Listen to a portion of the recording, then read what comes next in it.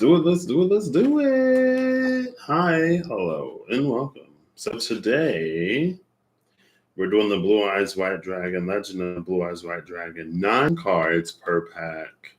Shonen Jump Yu-Gi-Oh! Trading Card Game, English Edition, 25th anniversary. This one. Today we're doing this one, and we'll see what's up. I was thinking before I came live, I'm like, what's up with the energy lately? Or whatever is happening.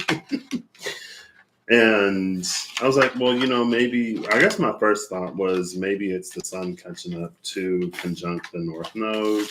Maybe it's the solar eclipse while the sun is going to be moving on to the North Node. I can't remember where the North Node, like, I know it's in Aquarius. I can't remember if it's before or after the point where we get the sun, the moon, and Chiron. I feel like it should be earlier because that was at like 19 degrees. I feel like the North Node should be at 17, maybe. It switches in like top of the year, right?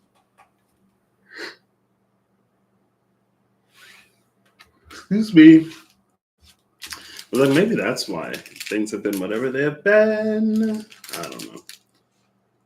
Set content subject to change. No specific card rarity is guaranteed to exist within an individual pack, box, or case unless otherwise indicated. Manufactured and distributed by Konami Digital Entertainment, Inc.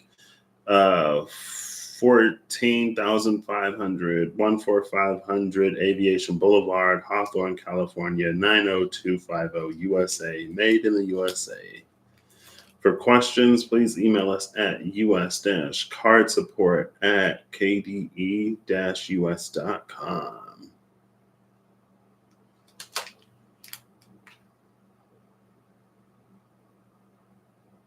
Two secret rare cards. Ooh. That's just what the back. That's just what the back of it says. I don't know. How am I supposed to know if a card is secret or not? I saw the top. It looked like so. There's only 9 cards here. You know what? I'll lay these out and then we'll just flip them over. I'm gonna do a 4, 3, 2. So in Yu-Gi-Oh, there are traps, spells, and monsters. I believe traps are cards that you can activate at any time. From what I remember, traps are cards that you can activate at any time, but you have to set them first. So you have to play them onto the field, typically face down, and then you can reveal them. That's also the thing about Yu-Gi-Oh! That I feel like may not necessarily carry over to other card games that I know of. Excuse me. Is that you can play a card face down or face up. Usually, I feel like in a lot of card games, you play the cards face up. I say that as if I'm familiar with multiple card games. I am not, and I'm all out of orange juice. I guess it is almost 5:00 now. Anyway, is this the right time? Yeah, because this is my desktop. My laptop is still on Eastern time. Anyway. A spell card you can play whenever. I don't think there are costs associated with traps and spells. I think the only cost that you have to pay are for monster cards that are 4 stars and above or 5 stars above. I think if it's a like 5 or 6 star monster, then you have to sacrifice a monster to summon it. And if it's a 7 or 8 star monster, then you have to sacrifice 2 monsters. But also, when I played Yu-Gi-Oh, was before all of the new stuff. So synchro summonings, pendulum summonings, the whatever the F summon. I don't know. Anyway, let's get into it. So the first card, we have the Power of Kaishin. This is a spell card. See, There's no cost associated with it. These cards are crisp. All my Yu-Gi-Oh cards are. Equipped only to an aqua monster, it gains 300 attack and defense. This is interesting. Well, I guess, first of all, it could be giving me the Trishula question mark of Lord Shiva. But also I mentioned Pirates of the Caribbean. I was like, I had it and then I lost it. I was at the gym the other day because the compass of the navigation orb came out because of the charted stars. That's why the map of Treasure Planet it reminded me of the map that was of the constellations. And I think it was Galileo's, Copernicus Galileo, right? No, yes. Which would be interesting because Copernicus. No, that's Nicola Copernicus. Who did they say? Nicolaus. When I was reading the subtitles, it looked like Copernicus Galileo. Because isn't it like Galileo Galilei or something like that? Yeah. Anyway.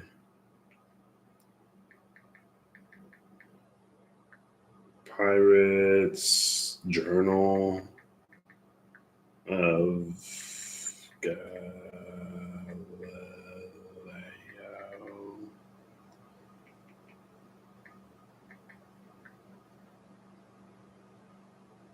It was Galileo. He spent his life searching for the trident. Anyway, I don't know why when I was reading those subtitles it looked like Copernicus to me, but anyway. Here's the trident, which is what they were looking for in the movie. I don't know why. Kaishin. Ooh.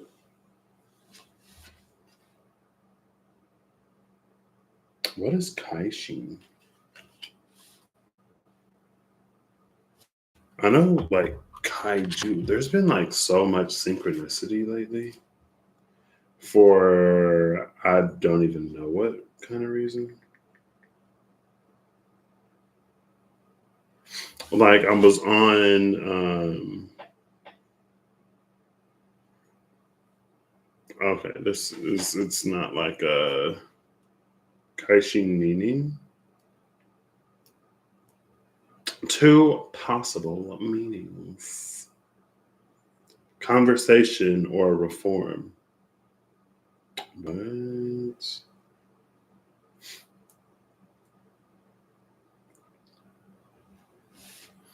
the power of conversation or the power of reform. Is that the Shin Kokoro? What? Anyway, like I was on Crunchyroll scrolling through the recently updated to watch my shows.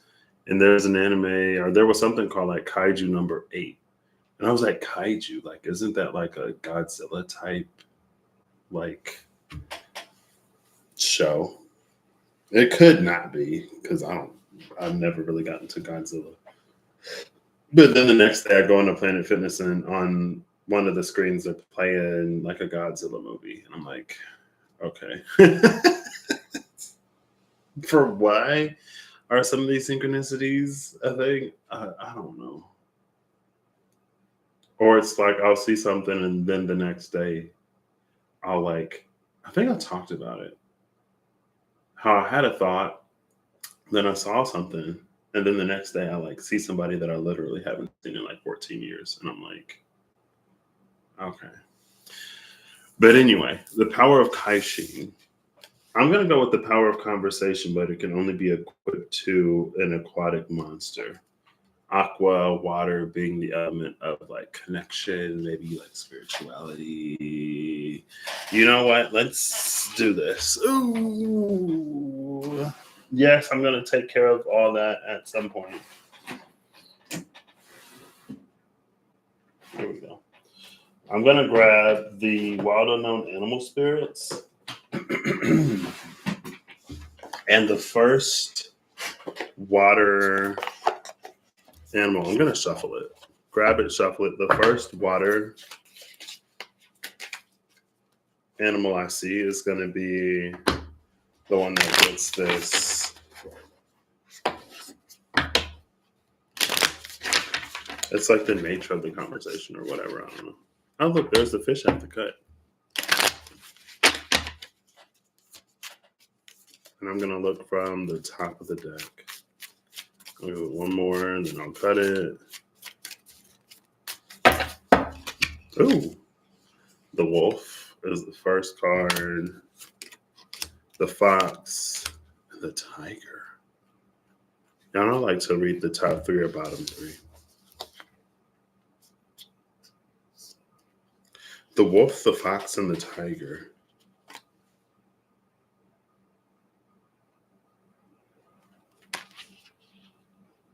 The wolf is the one that waits beyond the veil. It feels like the fox is the one that leads us to it.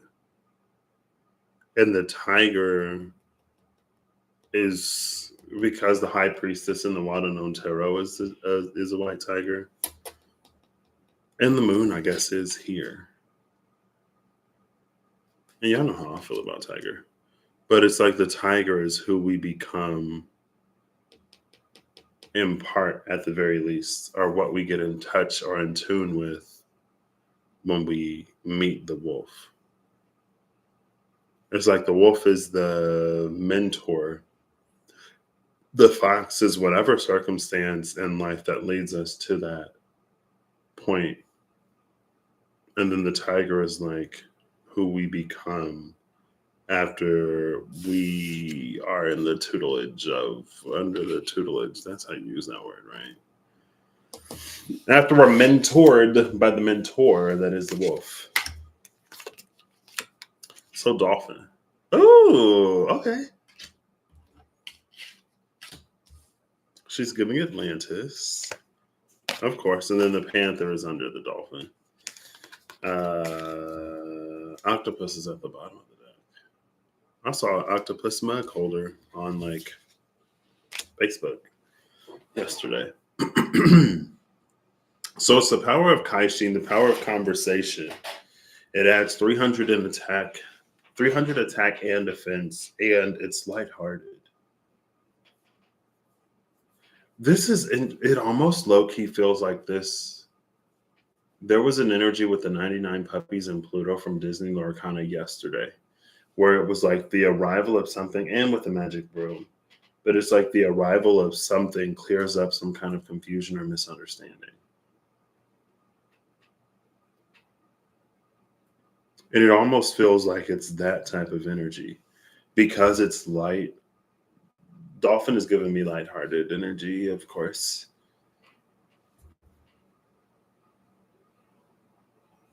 And with 300 attack and defense, it makes us both more powerful in terms of our ability to get things done. And it makes us more hardy, sturdy, maybe in terms of like our faith, right? It's like we're more motivated to do more, act more, have those like aligned actions. And our faith is bolstered, so we question less, doubt less, we waver less. Interesting. Strong start. Love it. Next, we have the armored starfish, which is an aquatic animal. It's like it got like a little eyeball. Or maybe that's just like the orifice. So, a bluish starfish with a solid hide capable of fending off attacks. It has 1,400 defense. The attack is decent. It's like it's an armored starfish. So, and it could become even more powerful. Now we got to look before and after the starfish because, you know, I'm looking from the bottom. So from the bottom of the deck, we have the octopus, the earthworm, and the otter. Octopus, earthworm, otter. Let's put it out in the order that it came. Thank you. What is octopus to me? Octopus to me reads as intelligence and flexibility. They're kind of like cats, where it's like if they can get their beak through it. I think octopi have beaks or something. If they can get the part of their body that isn't flexible through any kind of opening, then their whole body will get through it.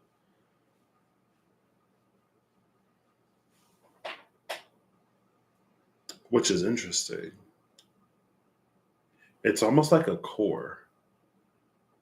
Now she's giving me crystal gems. um, but it's like if the core can fit into a space, and maybe that's what this like bolstering of faith and strengthening of drive is almost about. Because it's like if the core can get through a space, or if the core can get somewhere, then the rest of the body will follow. Free your mind and the rest will follow. There you go. I was like, there's a song. So it's like if you could free your mind and your mind could make it through to whatever, then the rest of you will follow. Now she's giving me Donnie Darko. And how at one point, like he saw these things coming out of people and then they would walk wherever the thing went.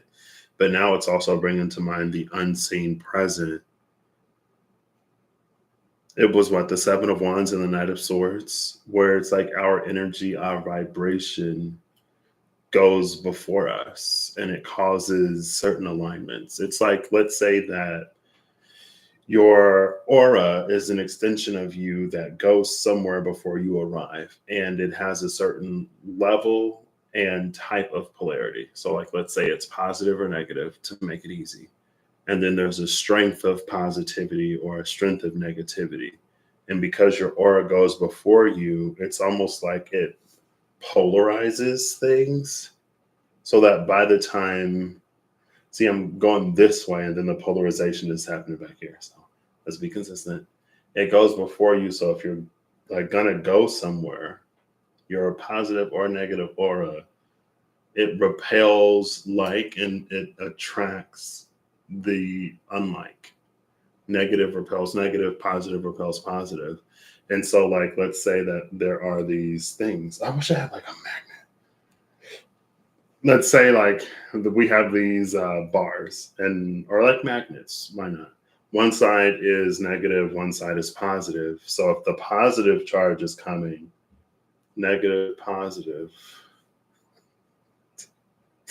If I could keep it straight, negative, positive. If the positive is coming, then the positive is going to repel, or go this way. The positive is going to repel. And then as the positive is repelling, then the negative starts to like, it attracts. And so it'll like flip a whole bunch of stuff so that the negative is there to meet the positive and the positive is facing away, because that's how magnetism works. So by the time you actually walk through that situation, it's already aligned itself in a certain type of way.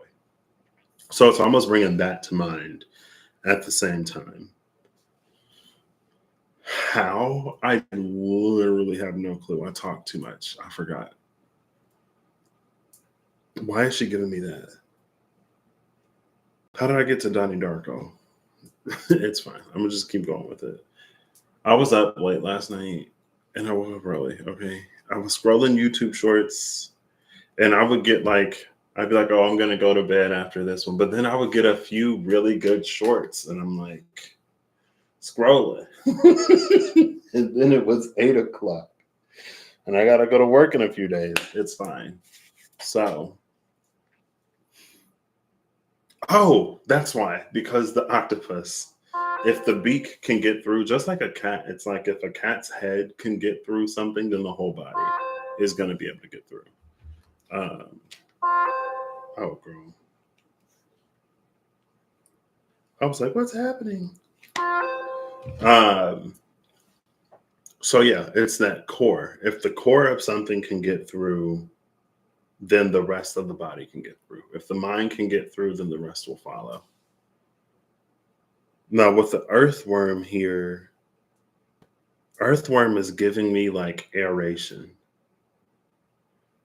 or like the earthworm is the shape of the aura, the extended aura. That's the Donnie Darko shape, where it's like it precedes us. And so I guess it's like that's the alignment that's happening. Just like the earthworm will like tunnel through the earth, which can aerate the soil so that, air can get down there into the, I guess like you got to have nitrogen in soil for some plants, which I never really thought about because there's nitrogen in the air. There's oxygen, carbon, nitrogen, and some other gases like in the air. And leaves have openings that allow air, the oxygen, in. And I'm pretty sure that's where the carbon dioxide also leaves. My photosynthesis is rusty. It's been over a decade now since I've taken a biology class, maybe. Oh, wow. But it's like if there's the oxygen carbon dioxide exchange, why does nitrogen gas have to go in through the roots? Or like, why does nitrogen have to be in the soil? It might be because now I'm thinking about like the nodes or the nodules on the roots. I guess I could look that up too real quick. Let's learn today. Come on, Sagittarius, teach me something. I know the moon was in Sag like yesterday. I don't know if it's still there or not. Why do plants get nitrogen from the soil?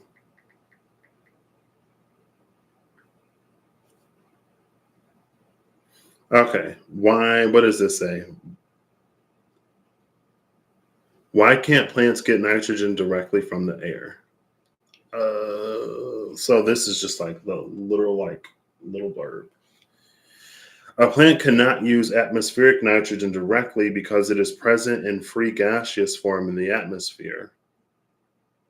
Oh, I gotta click it.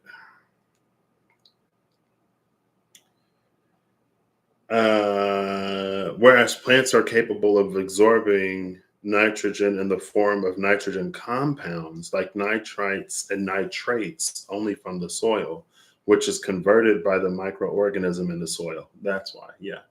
It was something about something down in the roots that converts it. Thank you. Maybe that's why my brain was like, yeah, it's like the little nodules or something down there in the roots that does that conversion.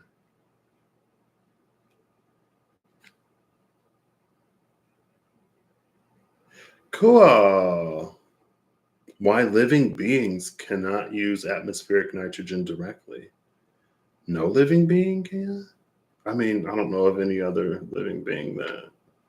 I know nitrogen is important to life. I'm trying to think of like compounds that have nitrogen in them, like nitrogen rings or something. Yeah, I feel like they're like five. Instead of like a carbon ring will be six carbons a lot of times. I feel like nitrogen rings are like five. Um, Not necessarily like five nitrogens, but like the total ring will have like five molecules in it. There you go. Anyway,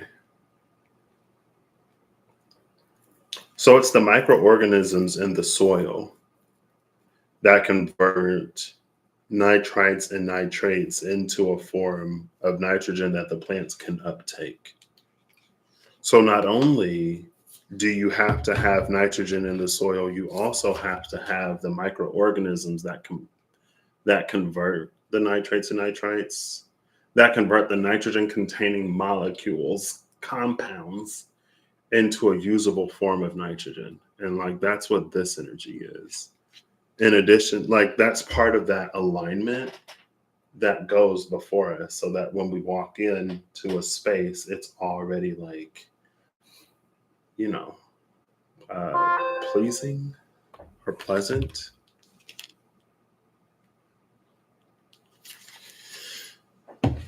And then we have the otter. Ooh! So I don't know what to call her. My best friend's wife, she's amazing. She's literally one of my favorite people. um, I wish like I've had conversations with her. I feel like I don't talk to her enough. And like even when I went to India, I mean, it was for their wedding, and so like obviously they were with like family and stuff. I did get to see them, but anyway, that's neither here nor there. It's fine. Anyway, she's in London right now, and I sent her a video of me singing to the seagulls because like those are my seagull peeps, and she sent me a video of her singing to the seagulls. And I was like, oh my gosh, you're in London right now, like. I didn't almost go, but I wanted to go because I had this time off of work. And I was like, wish I could just book a ticket, but it's fine. Then I would have got to see her anyway. She just sent me a video. So anyway. Um, so yeah, there's the alignment of things that happen because of our aura, because of our energy, because of our vibration that enters the space before we do. Now, it doesn't necessarily perfect it, but there are things that sort of line up, and then we get the choice, the chance, the opportunity to follow through. And we can either, it's like we can influence it either way.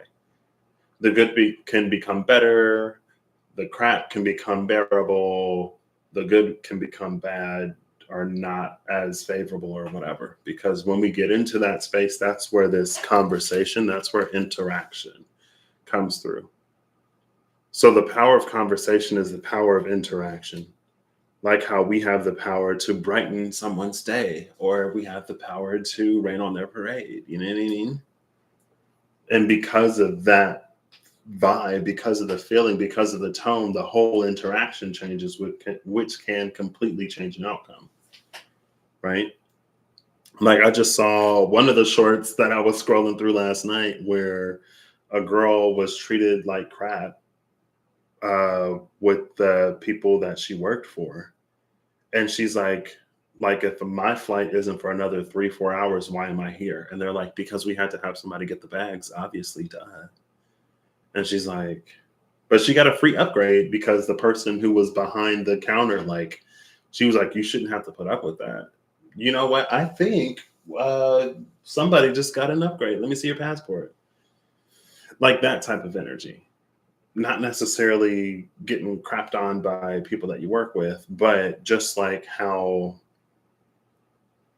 it's like the opportunity, we can align to opportunities and then increase our likelihood of better and better and better. Let's just stick to the positive for as long as we can. I'm gonna relish it. I'm gonna cherish it as much as I can today, and I will try to be mindful because it's been a little rough lately. And it's been almost more of like the downside or the downturn or the reaping of like karmic justice, or the karmic justice flavor of karma that is like when it catches up to, whatever, rather than like just desserts, like the good side. So let's try to stay on the good side today for as long as we can. So it's already prepared. It's like, and there's been an energy of like chance encounters and stuff like that lately, like fated encounters, fated meetings, right time, right place. So not only is it like right time, and that literally just happened the other day. Not only is it right time, right place, but it's because of the power of conversation that someone else or something else is in the vicinity that overhears, that becomes a part of the conversation. And now it's like problem solved. And it's nothing that needed to be manipulated. It's nothing that needed to necessarily be done. It just happens naturally through happenstance and circumstance. All of the preparation, again, it's the energy, it's the vibe, it's the manifestation, it's whatever we set forth before us that sort of aligns things. And then we show up in person and we still have to do our part, right? Because we could be in line for a free upgrade or in line for a promotion or whatever, but if we're nasty and rude, then like it can pass over us. You know what I mean? So that's this earthworm. The earthworm is the one that goes before, does that aligning, does the aerating of the soil, does the cleaning up. It's the microorganism on the root that breaks down the nitrites and nitrates into a form of nitrogen that us as the plant in this metaphor can actually use to carry out our functioning. And then with the otter, again, it's just like the dolphin, otter is just kind of sort of giving me good time energy. You know what I mean? It's a good conversation that leads to better and better and better. And I feel like maybe with the armor around, we also did see the star. And this is the armored starfish. We saw the star in that general I Ching, which again had the judge, justice, judgment type energy. But I like that it's armored because, again, it feels tough. It doesn't feel fragile or frail. And maybe that speaks to the preparation that we've done within ourselves. Because, again, we still have to be able to fit at least a piece, part, or parcel of ourselves into an energy. Like we have to fit not necessarily our whole body because it's the octopus. We have to fit the part of us that is inflexible. We have to fit the part of us that will not bend through the portal, orifice, gateway, whatever. And then the rest of our body can follow behind it. Like that's the part that we do. We free our minds so that the rest can follow. And then this is the preparation to the environment. And then this, I guess, would be the meeting of like people. It's like, oh my gosh, you're so pleasant. You're so amazing. Like, I would happily do this for you. You deserve this free upgrade.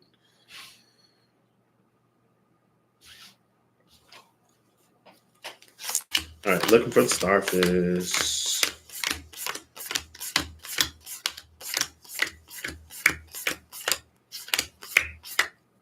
Oof. That is kind of sort of low-key hilarious. We got the owl and the lion.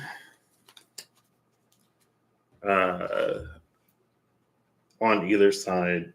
So the starfish came out in between the fish and the dragonfly. And it's low-key hilarious because did I mention the fish?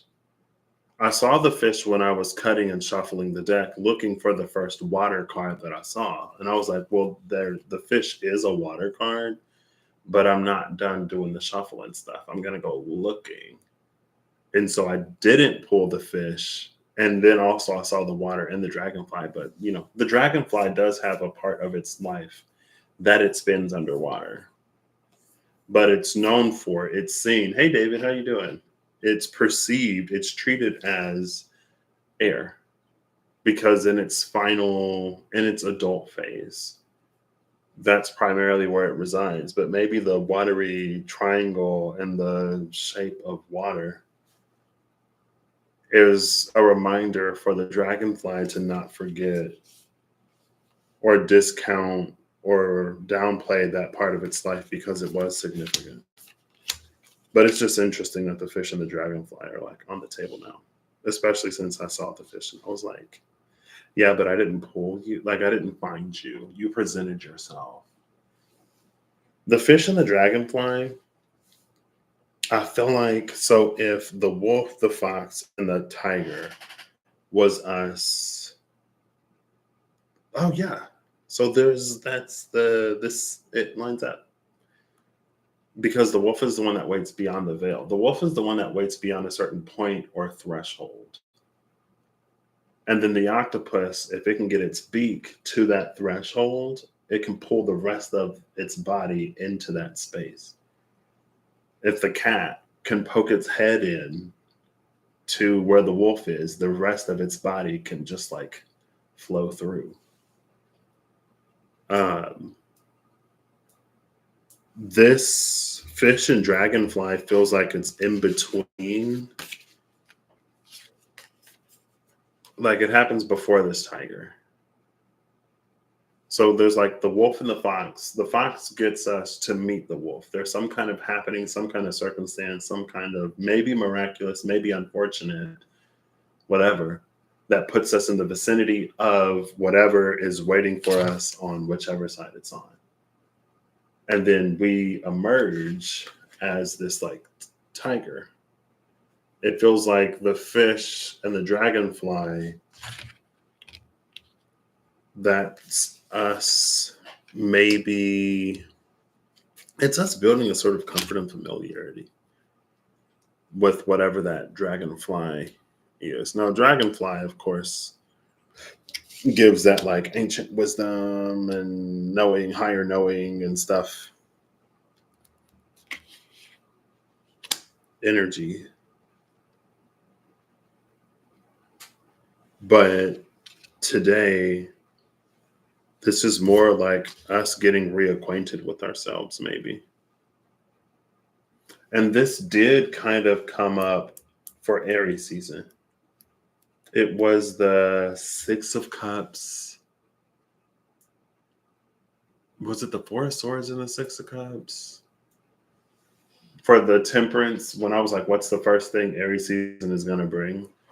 And it was Temperance and the Three of Swords. And on the side of Temperance was that Six of Cups. And it was an energy of like, if we're manifesting, because Mercury is going to retrograde in Aries season, if we're manifesting something, that could be us revisiting something of the past that may or may not work out. But if that's us attracting, because it was all about the Empress being in a space of attracting things more so than she is manifesting them. Like, and that's what this earthworm does. This is a part of the attraction.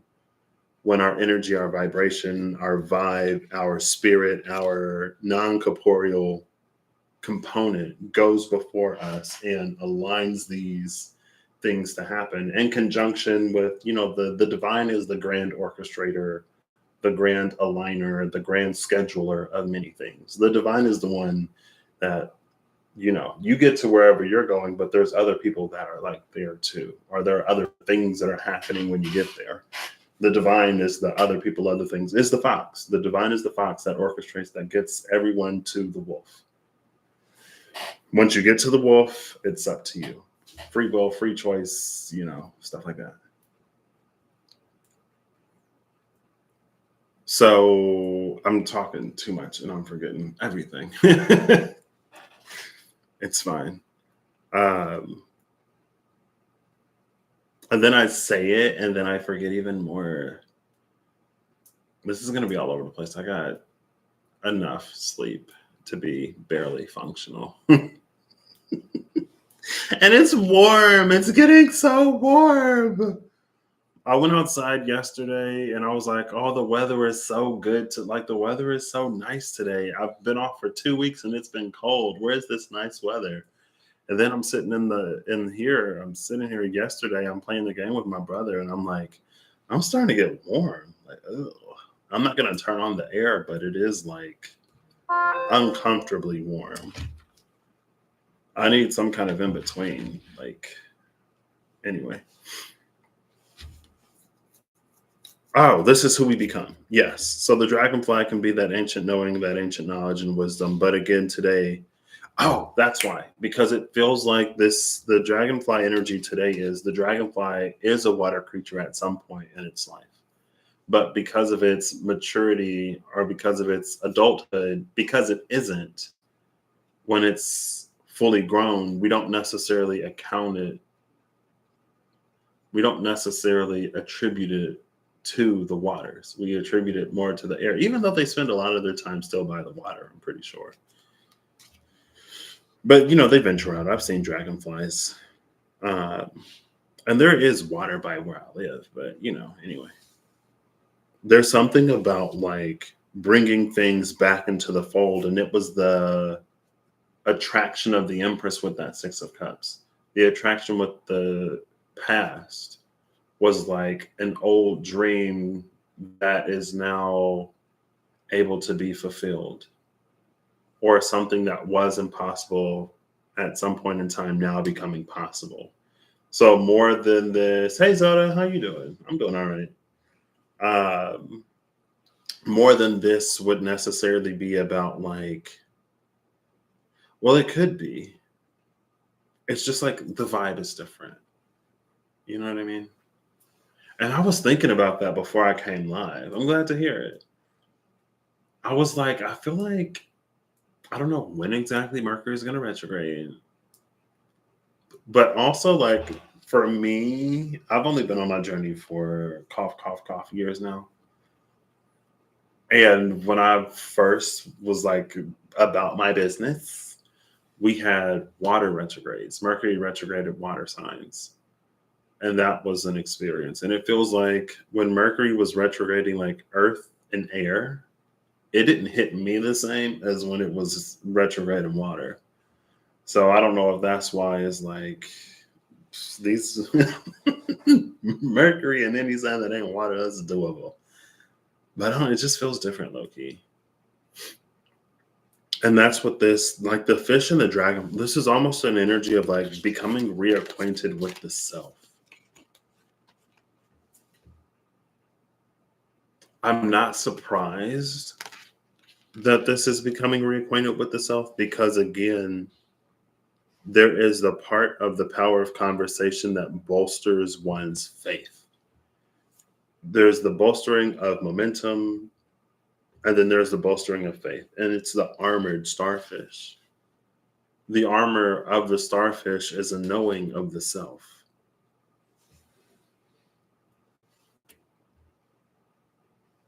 That no one and nothing can bring into question. And it doesn't, again, like the octopus energy is still here. The fish energy is still here. The energy of flexibility and fluidity is still here. It's not to become rigid, but it is to become unshakable. And it's interesting. So, in my personal life, me personally, I was talking to my number one fan the other day, like I mentioned, I'm pretty sure, about, well, we were talking, and then I could like pull from my own experiences. And like, I was thinking before I went live, like, almost like, what would it take for me to be in a position that I used to be in, like depressed and just going through it, like really going through it. And it's almost like I would have to become a different person because I've become a different person. I'm not who I used to be. And so the likelihood, at least in the way that I was in it before, because for me, it wasn't, for me, it was more of a situations and circumstances in life, more so than like a chemical imbalance that needed to be corrected. You know what I mean? To each their own, and everyone's different. And our battles, while they may be similar on the outside, they're casted by different characters, right? We are different. What we've been through is different. How we handle things is different. How we're impacted by things is different. But for me, it was more like a situational, circumstantial thing. And so for me to go back there, I would have to go back to the version of me that ran and hid and was ruled by fear. And that's just not who I am anymore. Thankfully, fortunately. Shout out to the divine, shout out to y'all, shout out to my friends and family, shout out to the Saturn return for really showing that to me. Shout out to the Saturn return for being as tough as it was. Shout out to my support system for supporting me while it was tough. And then shout out to me for like choosing to face it rather than choosing to run away. Because again, if I would have ran away because of where I was, I would not survive where I am now. It's like there's literally no way. What I was dreading having to do for a temporary amount of time is now a key figure aspect and component of my job. And it's because I did it then that I could do the work that I do now. And it's because I'm doing the work that I do now, and because I did that then, that I was able to comfortably make it through an experience maybe about a month ago now, which is kind of wild because time. But it's been it's been 2 weeks since so maybe about a month ago. Um, but it's and because so there was the alignment that happened for everything to be, and that's another thing about the fox. Like sometimes it's fortunate circumstance, sometimes it's unfortunate circumstance. And there's a broader umbrella unfortunate circumstance that is creating these micro alignments for me to be free and available at a time where I wouldn't usually be. Just like it was a macro unfortunate circumstance that put me in a position where I wasn't talking to my mom, I wasn't really utilizing resources, and I had to figure out where I was going to live on campus. And because the person wasn't helpful. And ever since then, people are like, oh, well, like if you were in that situation, they had to have helped you. Nobody told me that when I was in the situation that they had to help me. Nobody told me. Even the person I was talking to, she was like, I don't know. I guess you're just going to have to figure it out. And literally everyone else is like, yeah, no, they have to help you. Like, that's not how it works. But that's how it worked for me, because it pushed me into living in apartments off campus. And it's because I lived in apartments off campus that, again, I got even more. It was just one of those circumstances that I never would have chosen for myself because my fear wouldn't have allowed me to. But I showed up and I worked through it. And now it's one of those things that blossomed into, it's one of these moments. Now I can be the dragonfly in my life, and I'm still a nymph for the next dragonfly phase that I'm going to go through, right? But now I can be this dragonfly in my life because of the unfortunate circumstances then, and because I rose to the challenge and rose to the occasion then, before my narrative was even me rising to the challenge and rising to the occasion, because I was so far in not necessarily self-loathing, kind of self-loathing, but more so loathing my circumstance and the hand I was dealt in life. Because I had people in my life encouraging me to play the cards that I was dealt, but I was like, I have a crap hand, so I'm gonna fold. I fold, like always folding, even on hands that I could have won. Anyway, but now the armor for me is all of those things that I've been through. It's the knowing, it's a trust and belief in myself. It's a trust and belief in the divine. It's at the very least, I can show up and try before I just quit and run away. And it's all of the time that I spent like running away, crying, sad, depressed, dedicated to my misery, that I'm like, yeah, no, like, I don't want to go back there. And now, like, it's not even, it's kind of weird how far removed from it I feel, because again, like, that's not even who I am. That's who I became because of some really unfortunate news that I got when I don't know if anyone is necessarily ever at an age to hear certain things, but I was a child. And I knew nothing of life. I knew nothing of the future. I knew nothing of anything, but I had a lot of fear. So anyway,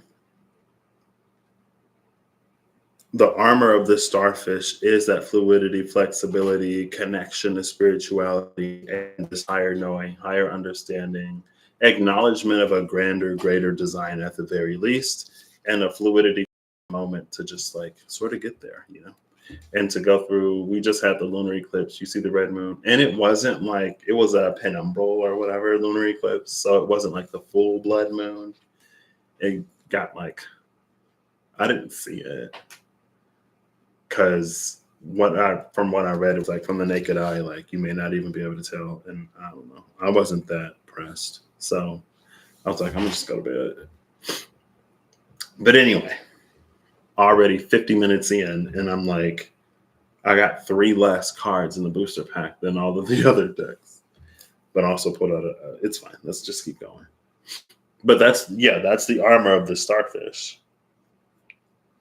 And then it gets even tougher because the power of kaishin, because the power of conversation. So not only are we having conversations with ourselves, not only are we having conversations, but it's also the power of reform. It's the power of reform and the power of conversation. So it feels like the power of conversation is us showing up with other people and how we conduct ourselves in public, right? Just in the way of just like human interaction. If we are unpleasant or whatever, then it's like, who's going to want to be around us? But and it's just like, because we don't want to be around unpleasant people. You know what I mean? Like, I don't know if there are too many people who want to be around people that they find unpleasant.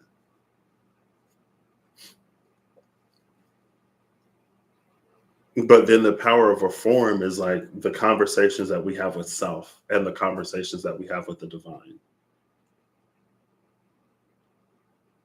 So, next card, we have another monster. Oof, dark gray. Here comes the devil energy. Entirely gray, this beast has rarely been seen by mortal eyes. I say devil energy because of what it looks like, but it's like baby devil energy.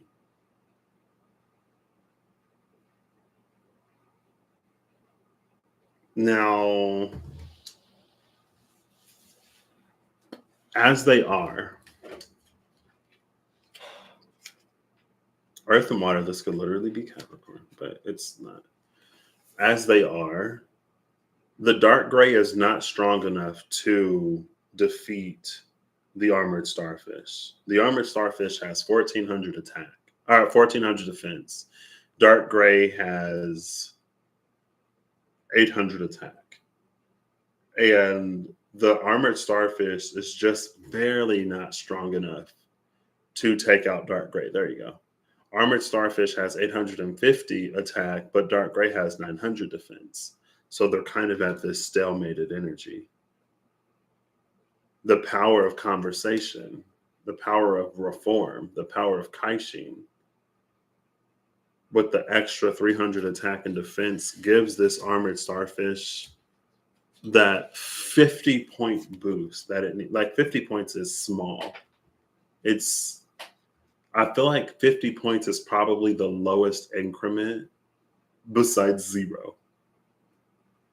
You know what I mean? It gives it the little boost that it needs in order to overcome the dark gray. And it's interesting that it's dark gray because it's giving me like cloudy skies, dark clouds, rain clouds, an incoming storm, especially because, we have all of this like bright and bubbly positive energy.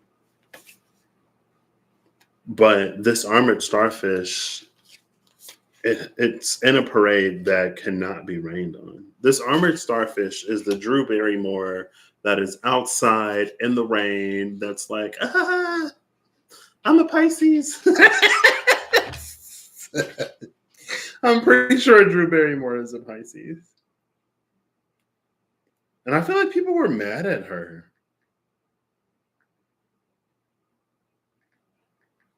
Like, why are you out in the rain? Like, you trying to be a regular person. Like, you're not a celebrity that has money and does whatever.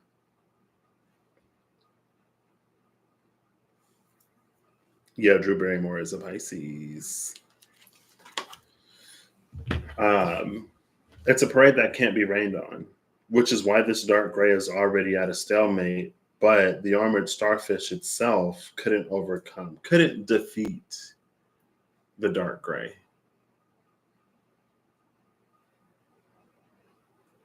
And I feel like that's the battle of faith. I wonder if sometimes the good fight of faith is the one that we fight before like time catches up. Like, let's say that the divine reveals to you through vision or something that something is going to happen for you. Like you're going to get a new job. But the longer you go without that new job, it's almost like the harder it is to believe. So fighting the good fight of faith, that's the fight that we fight while we wait sometimes, or the fight that we fight while we're preparing. Let's say that you want to do something that requires some kind of certification, licensure, accreditation, or whatever. So maybe fighting the good fight of faith would be you doing whatever you need to do to be licensed, certified, or accredited. Even when it gets challenging, even when it gets difficult, because the end goal, the tiger, is what you know is coming for you, or is what you know, oh, I didn't even catch that. In the tiger, it's all black and white. In the tiger, it's like, oh, yeah. But in the fish, like the moon takes this reddish tint and hue. I was trying to say, I couldn't decide if I wanted to say tint or hue. And I said this reddish hint. But this is when we actually go through it. Like this would be the blood, sweat, and tears of what was revealed. And if that good fight of faith is what makes it seem like, well, like, am I being deceived? Was this something that's actually like, is it actually meant for me? I feel like if it was for me, then it wouldn't be this hard, because what's for you is for you, and you don't have to exert any kind of effort. You don't have to go through anything, because what's for you was for you. And regardless of, if you get your licenses and certificates, and if you're accredited, if you're meant to be a doctor, you can practice. You don't need any kind of anything, because it's for you, because it's meant for you. And it's like, maybe for some things, yes, maybe for other things, no. Maybe it's all a part of it. Maybe the process to get to the destination is a part of the process to get to the destination. And if the destination is for you, then the process it would follow is also for you. But it's those times where, again, it's like we're not defeated by this dark gray, but we can't necessarily clear it either. Now, I could grab the Wild Unknown Tarot and pull before and after the Devil card, but I'm not going to do that because we already got enough cards on the table and it's already been an hour and I'm already, got to keep a thought. So the next card is M Warrior number 2. So this is a normal warrior specializing in combination attacks. This warrior is equipped with a tough, magnetically coated armor. I love that it's magnetically coated armor. And if you don't know why I love that it's magnetically, these cards are face down on the table, by the way, because that's that polarizing. That's the earthworm. That's how things like flip and preparation. You know what I mean? And like electromagnetic fields aren't something that are necessarily visible to the human eye unless you see the effects of them. Right? Like if you see something here, like a magnet here, and you see like a metal shaving and you see it go to the magnet, then you could probably assume that, oh, like there's a magnetic force that pulled the metal shaving to the magnet. You don't see the field, the force necessarily itself, but you see the effects of it. And again, it's another earth monster card, just like the dark gray. It can survive the dark gray, but it can't defeat the dark gray. And I do love like the blues of water in the background almost, but it is giving me, especially talking about the good fight of faith, it's giving me that like the divine gives their hardest assignments to their toughest warriors type energy. It's also interesting, though, that this armor is magnetic, because if it's magnetic, we can attract it to us, but we can also repel it. And I feel like that's the point of the dark gray. The dark gray is there to get our alignment. So when we're quote unquote losing the good fight of faith, that's when we can start to reject a lot of those things that protect us. And to doubt, to question is human.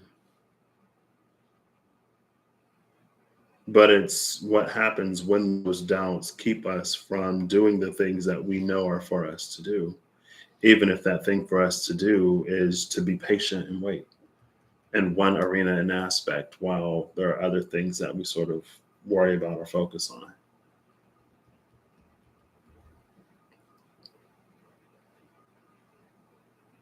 I also love that this is warrior number 2 because it implies that there are other warriors.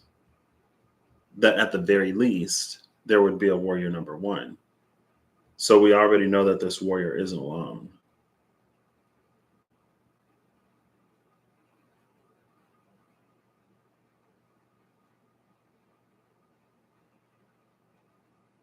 I mentioned it recently how the tower, oh my gosh, am I going to do it? The tower card, specifically in the Witch's Tarot for me, it's kind of been a minute, but it's come up recently how the title card can be a card of things that are hidden more so than they are taken, or more so than they are like stolen. So like your power can be something that is hidden from you, but it isn't always something that can be taken from you because it's yours. Just like Michael cannot be separated from his sword in the Archangel Commander, where Michael's like, I will give you my sword and you go out and handle face, tackle, address. I will assist you. I will coach you through the use of the sword, but this is something that you got to do. And then after you do it with Michael's sword, you take it back to Michael, and Michael's like, that's not my sword. I have my sword. I cannot be separated from my sword. You were correct in knowing that, yes, I had my sword, but in order to, it's that same show I was watching with the organization that had like members in the town watch, in the nobility, and the adventurers.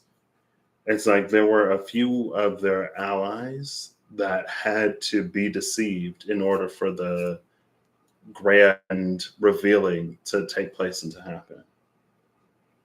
Because it's like the organization, I guess, would have grown suspicious if like, hey, like we only see people, because they don't know that the other people knew, but they may have grown suspicious if they only see organization members. Like, oh, because they know who's in the organization. That which is in the shadows knows those who are within the, it's like Ursula kikis with Cruella and they kick it with Maleficent. There's a whole villain network where the heroes of those stories may be completely unaware of each other. They don't have to be. But anyway, it's like nothing permanent happened to their allies. But in order to have the grand revealing, it's like sacrifices had to be made. Now, the sacrifices having to be made, again, can be the fox that sometimes it is unfortunate circumstance. Sometimes it is challenge. Sometimes it is difficulty that puts us in positions to do things that we never would have wanted to do. Or it's because of challenging, unfortunate circumstances that we discover things, resources, help, aid, whatever, that we wouldn't have had access to if we didn't meet that threshold.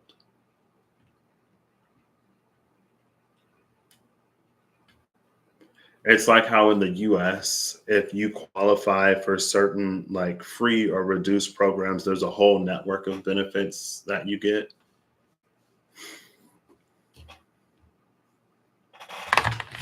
But they're not necessarily always advertised. So you wouldn't necessarily know that, hey, you qualify for this, you also qualify for that. Anyway,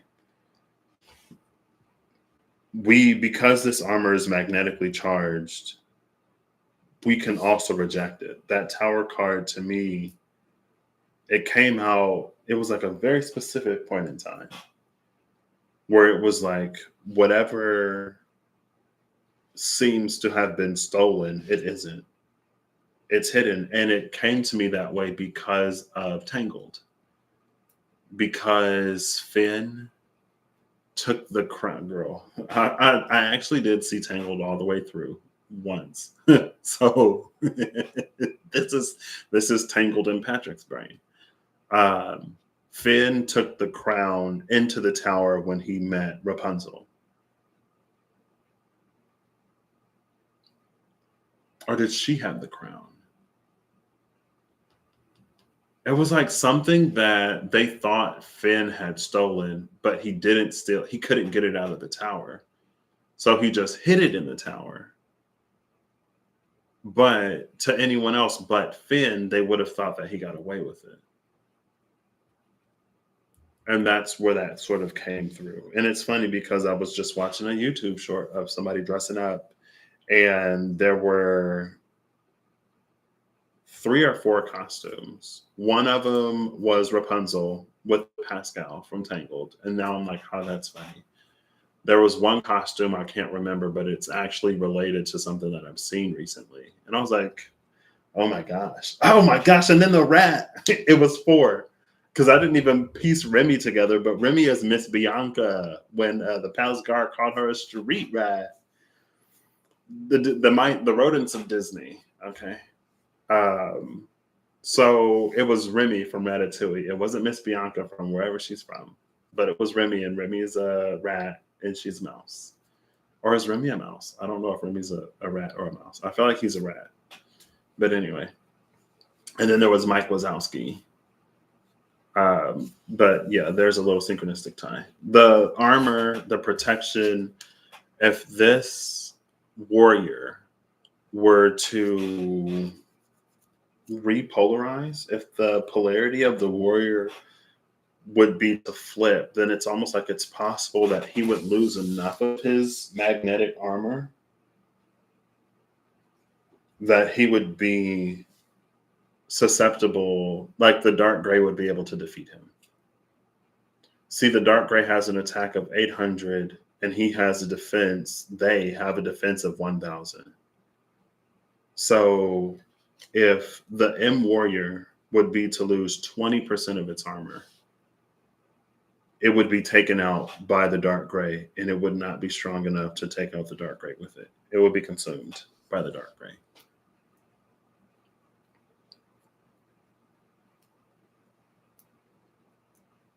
And the dark gray is an earth creature. So the power of Kaishin would not work for the dark gray because it only works for water monsters. Specifically aqua monsters. So there are a lot of like water elemented monsters, but this is specifically aqua and normal. It's also interesting. Well, maybe it's not. Because I read the flavor text. Entirely gray, this beast has rarely been seen by mortal eyes. It feels like it plays into the energy of like this. There's so much about unseen forces here. But just like we don't see electromagnetic fields necessarily, but we see the effects of them.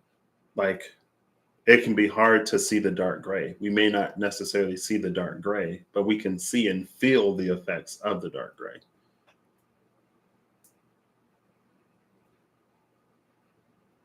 And I feel like there was something recently-ish that almost had an energy of like reading between the lines or something like that. And being able to see things like this, being able to see things like the dark gray as the dark gray.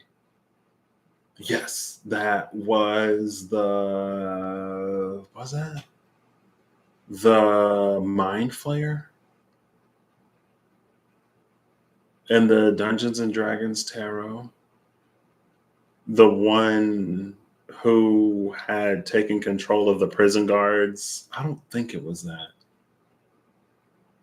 It was the same card because it was that, I forget, it was a card up here, and then it was the 9 of intelligence that was the mindful. It could have been the 7 of intelligence, because there was that understanding of like this is someone who's going through this, or they're going through that, or like this is the reason why they're acting however they're acting. So I don't have to allow it to get a rise out of me, knowing that this is something that someone is going through. But also at the same time, I don't have to be like taken advantage of or whatever either.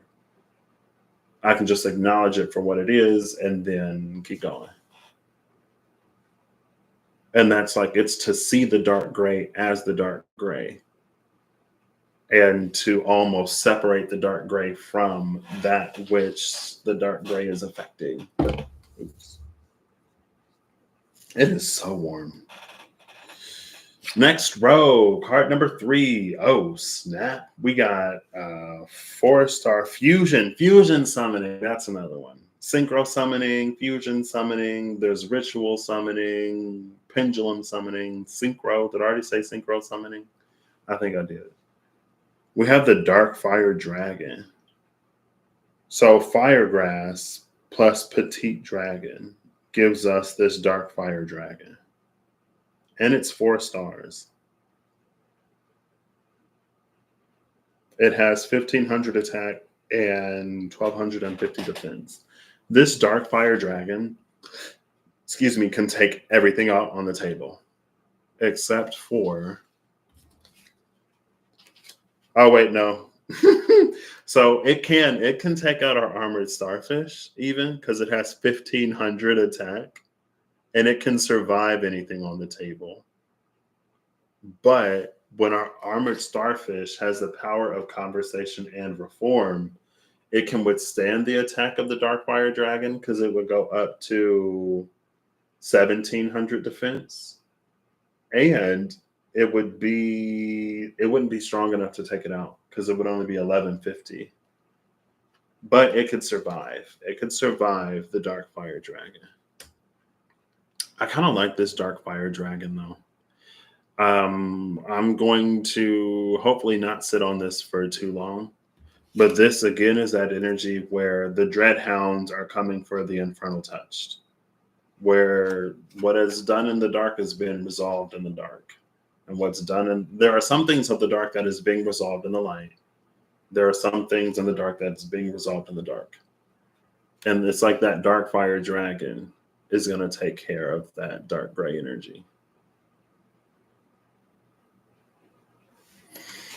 Cool. That's like karmic justice. Now let's get back to our dessert, please. Thank you. I'm just going to leave that there. And it's interesting that like you fuse it with this petite dragon, because the petite dragon feels like it would be something this would be like a conscience type energy, like someone's conscience. Like the petite dragon, it's almost the risk that's evaluated whenever dark gray energy visits us, and then we become emissaries of that dark gray energy out in the world. So if we to be under the influence, okay, but we're still responsible and accountable for our actions. It doesn't matter who told us, instructed us, guided us, led us, miscommunicated, properly communicated, whatever. We're responsible for what we do. And there's a sharing of responsibility more so than a shifting of the blame, because we do what we do. We say what we say and everything. Now it's like, oh, the person is going through a really hard time, so that's why. It's like, okay, so some of the responsibility goes to the hard time. Maybe most of the responsibility goes to the hard time. and the remainder of the responsibility still sits with the person who said or did what they said or did. Like there's no blame to be shifted. There's a sharing of responsibility, yes, but no shifting of blame. And it feels like this petite dragon would have been the voice that told someone, like, hey, don't do that. Like the petite dragon would have been the angel on the shoulder to the dark gray that would have been the devil on the shoulder. And for those instances where the devil won out, now the petite dragon is going to fuse with this fire grass to create this dark fire dragon that will handle whatever dark gray activity was going on. And that could be the energy of like, that's when our own guilt or our own conscience or our own whatever has us feeling a certain type of way. And if we can't take accountability for how we feel in those circumstances, and I talked about this towards the end of the video yesterday, that's where some of the projection could come in. Now, there are times, I'm sure, where it is a true, legitimate spiritual attack. Pretty sure that happens. But sometimes there are times when it's our own conscience that's like, I shouldn't have done this. I shouldn't have said this. Yeah, because that's when I was talking about how freely available certain information is, but it's almost like sometimes there's not the maturity there to back it up. Because like, let's say that person A does something dark gray to person B. And person B, they've got their armor. Person B is armored up the wazoo. Person B may be like marginally affected, but more so still doing their thing, still on their path, maybe shaken but not stirred. Still armored, still mostly unbothered, but aware of person A. Now, person B resolves whatever person B needs to resolve within themselves. And now person A is almost getting like this. There's like the internal stuff that's happening within person A. And then person A may go like, oh, I'm under spiritual attack, or I'm suffering this, or I'm suffering that, or something's not right. Meanwhile, it's their own conscience. It's their own guilt. It's their own whatever that they shouldn't have been putting out that's coming back on them. It has nothing to do with person B. But because person A can't take accountability for what they did and for their part, they project, oh, well, person B must be like doing whatever. And in reality, it's like, no, that's dark fire dragon coming to collect on the dark gray because person B was unbothered and unmoved and all of their armoredness. Again, the dark gray isn't strong enough to take either one of these out. Person B may be aware of like, oh, there goes person A again. Person A is doing this and person A is doing that. Person A is doing a whole bunch of stuff behind the scenes. And now they trying to come over here and it's like, no, we don't want any. And then you'll see person B, or you'll see person A.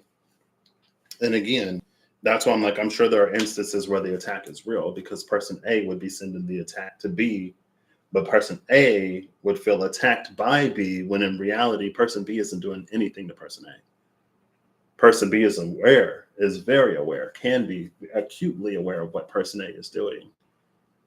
But when it comes back on person A, it's not person B. That's person A coming back on person A. Anyway. And that, like, it came up. I talked about it, I'm pretty sure, at the end of the video yesterday. And it's almost like that's this energy here. That's where the karmic justice comes in.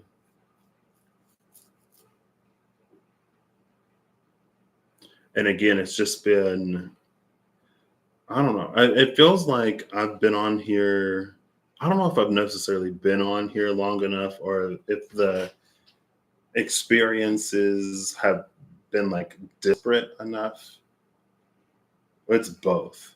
But like when I first discovered YouTube and communities on YouTube, it's like whenever you're like a baby Christian or a baby in whatever faith or religion or belief system, and you go to a house of worship for the first time and you're excited because you you're going to be in the presence of people who also believe. But then you get into the building and you discover that people are still people.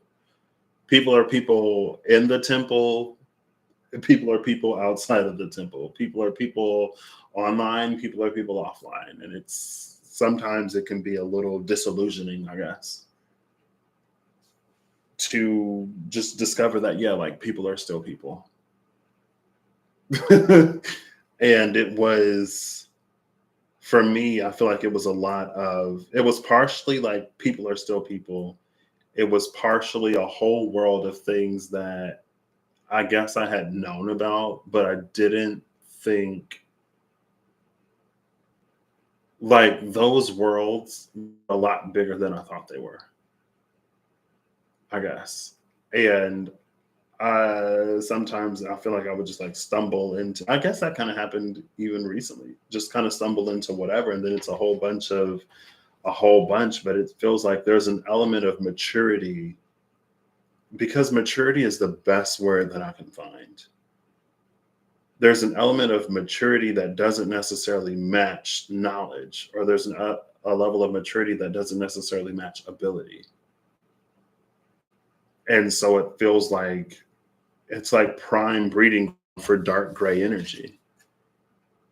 But instead of this being dark gray energy for the counter or the person at the counter when you go speak to somebody, this is dark gray energy that is informing itself, empowering itself, that is becoming more and more and more capable of less and less and less great things on a bigger scale. And it's the human within the human sometimes that can just go completely, I'm gonna do this and I'm gonna do that, and then the human finds out, like, girl, like, I was wrong, I was mistaken, I was going through this, or I was going through, and it's just like,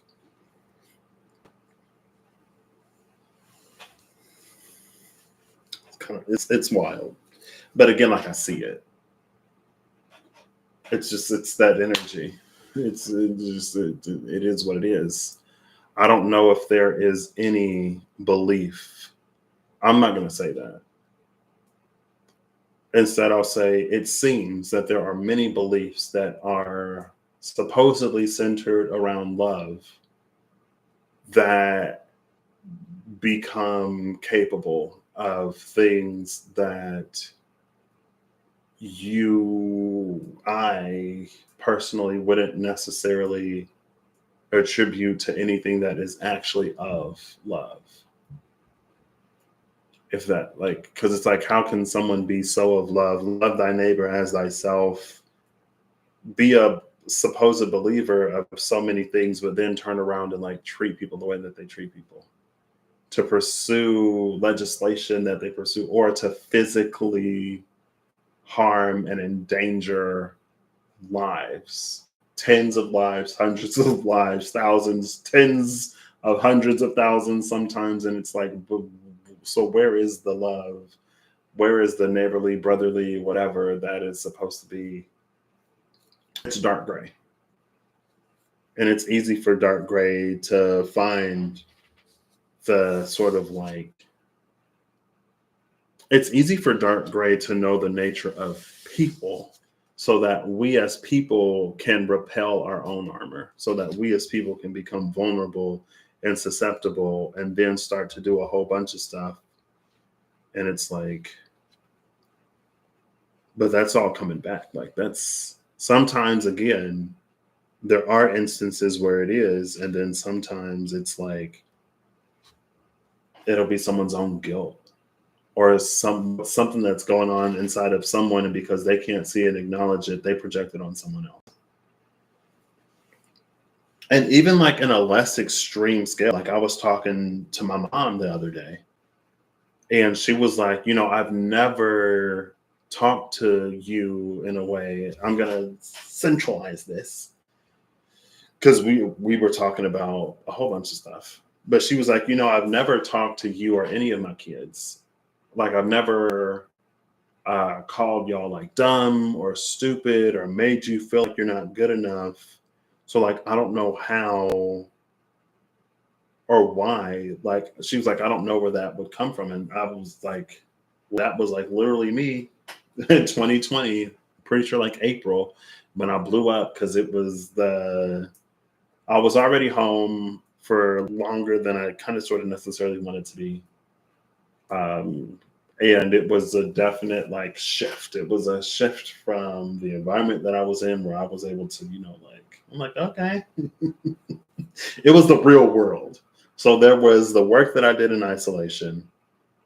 Then there was the work that I did in the laboratory. And then there was the upscaling to like real life outside of the laboratory of that semester, after the time where I spent in isolation. Um, and I was like, well, nothing I ever do is like good enough. And she was like, what are you talking about? And then we had a conversation. And then after some time, I was like literally just laying on my bed one day, and I had the realization, I got a download, I guess, if that's how they work, where it was just like, I'm the reason why I never felt good enough. It was never anything that my mom said, or never anything that anybody else said. It was things that I was telling myself.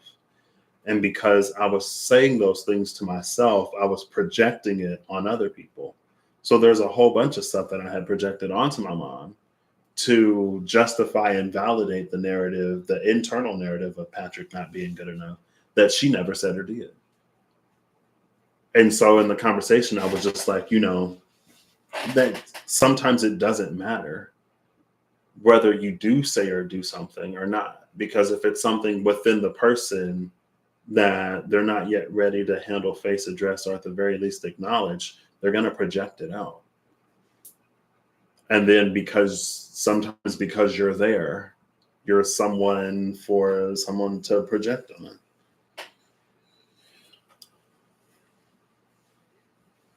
But again, that's when it's like, be careful. That's when that's the element of maturity that I guess I'm talking about. Or I don't know if it's a level of discernment that is sometimes not necessarily, that wavers because of whatever we're going through internally, where it's like, be careful, be extra sure that you're not projecting onto someone or doing this or doing that before anybody do any of that get back. I'm going to get back at this person by doing this or doing, I don't know. Patrick don't do none of it. Patrick pretty much stays in his lane, minds his business, is there as best he can be when he can be for, the folks. But besides that, I just like, I'm so focused on, or I prioritize so much, like getting to where I want to go, becoming the person that I want to be, liberating myself from the things that I want to liberate myself from, that I don't have the resources to focus or divert to anything or anyone that isn't like outside of the context of these. Because if things need to be called out, or if we need to set beliefs straight, or if we need to actually look at the discrepancy or alignment of belief and action. Because again, if there's a belief of love, then shouldn't love be seen or expressed? If there's a belief of love, then shouldn't the unseen effect that's observed be love and not dark gray? Like, or I guess it depends on who you count as a neighbor. Love thy neighbor as thyself. And people, maybe they're just like, oh, well, that's not my neighbor. That's not my neighbor. That's not my neighbor. They're not my neighbor. She's not my neighbor. He's not my neighbor. So I don't have to love them. I don't care what happens to them. As long as I get dollars in my pocket and coffee in my cup, I'm good. Anyway, like I said, we ain't got to go there. It's more so than all of that external. It's the internal. And sometimes we just have to own up to things that we've done that haven't been that great in the past, because of who we were, where we were, what happened to us, and what we knew at the time. And we don't have to like guilt ourselves. We don't have to blame ourselves. We don't have to call upon deeper, darker storms and darkness. We can learn to love. We can learn to, I guess, love ourselves, acknowledge it, and to just do better, to do different. moving forward, to make a conscious effort to do differently moving forward, you know?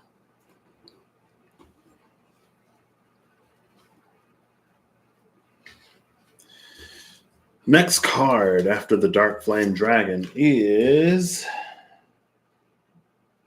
I don't even know how to pronounce this. It's a winged beast.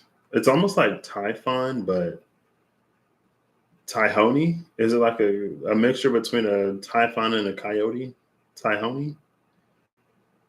Capable of firing cannonballs from its mouth for long-range attacks, this creature is particularly effective in mountain battles. We get another strong one. This second, bro, these creatures or these monsters are so strong.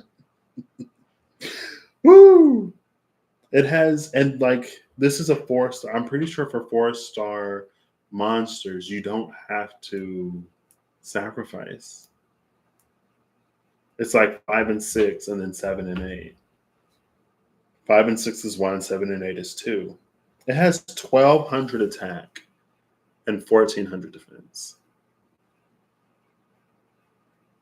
Now, luckily, our armored starfish can survive even a blast from the Tyhoni with the power of reform. And maybe that's also the power of reform. Maybe us acknowledging and working through our own dark gray energy internally, us facing, addressing our own shadows and our own ego in whatever way that word applies. That's what's also gives us, that also gives us the power of this Kaishin, if we are the armored starfish, to really be able to see it within self. Because if we can't see it within, it's like the danger of projecting increases if we can see the dark gray in others, but we can't see it within ourselves. If we can't see, if we can't be honest with ourselves, if we can't be truthful with ourselves, and if we can't see how we are fully, then what gives us any kind of confidence in what we see outside of ourselves? You know, we think we know ourselves, you know. I guess that's the catch-22 of it. Especially when we're on, especially like when we do the internal work, the type of work that a lot of us do, it can be really easy, I guess, to feel that we know ourselves or that we see ourselves.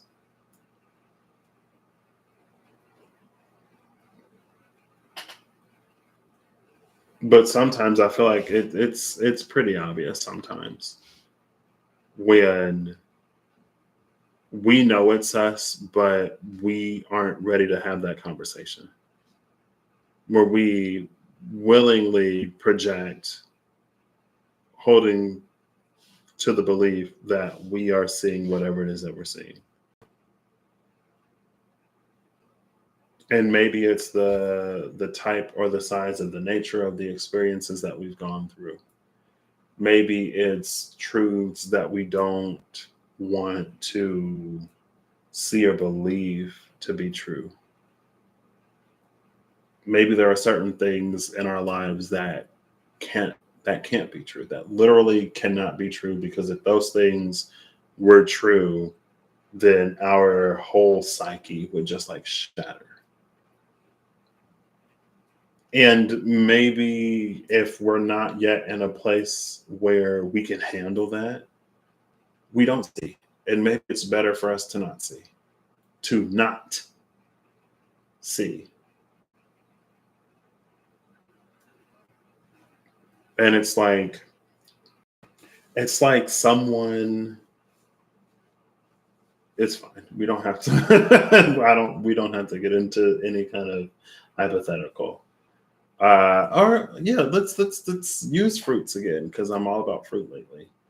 Let's say that someone, like, part of their identity somehow has become like hating apples. Someone was like, "Oh yeah, like I hate apples. Like I love all kinds of fruits, but apples. I'll never eat an apple. You'll never catch me. It doesn't matter if it's a Granny Smith, if it's a Gala, if it's a pink lady, red or green or in between. It don't matter. I don't like apples." And then someone's like, "But you eat apple pie, and that's like baked apples." And they're like, it just like it calls into because they know that they don't like apples because so many of their choices or decisions, like I'm going to go to this aisle instead of that aisle because that aisle has apples and I don't even want to see apples, and there isn't anything else in the aisle that I want. And it's just like it's that little like, but you like apple pie, and that's a baked apple.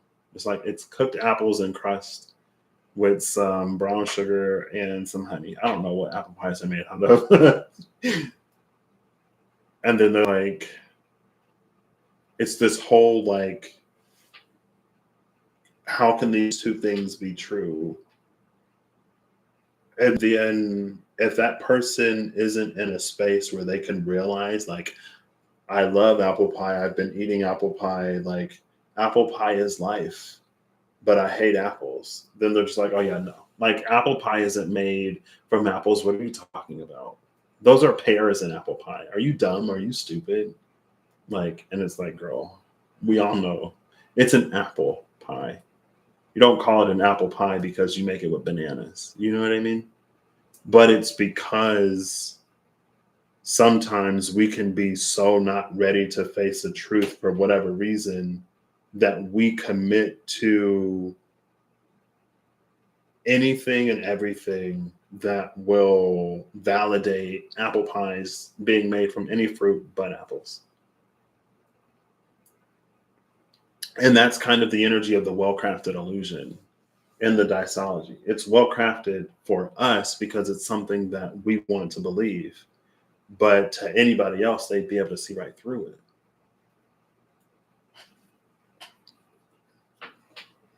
Anyway, let's get back to the happy. The happy joy of this message so far is still undefeatable. There is nothing on the table that an armored starfish with the power of conversation and reform, it still stands undefeated. Okay?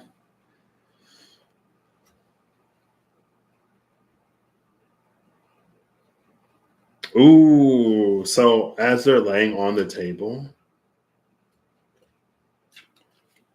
this Tyhoney, like coyote, or Typhon, it's actually facing the armored dragon. The armored dragon has 1250 defense. So the armored dragon, in that smallest increment, in the same small increment that makes the armored starfish just unable to overcome the dark gray without the power of conversation. With the power of conversation and reform, the armored starfish can take out the dark gray easy and be unscathed. But without it, it's unscathed by the dark gray, but it's just not strong enough to take it out. It's like the same. It has 1250 defense, this dark fire dragon. Tyhoney only has 1200 attack. So it's like it's a kind of truth that cannot be shot down by this Tyhoney. Even if it were to try to stop this armored dragon. And then we have the Hitotsume giant. So this is a beast warrior, a one-eyed behemoth with thick, powerful arms made for delivering punishing blows.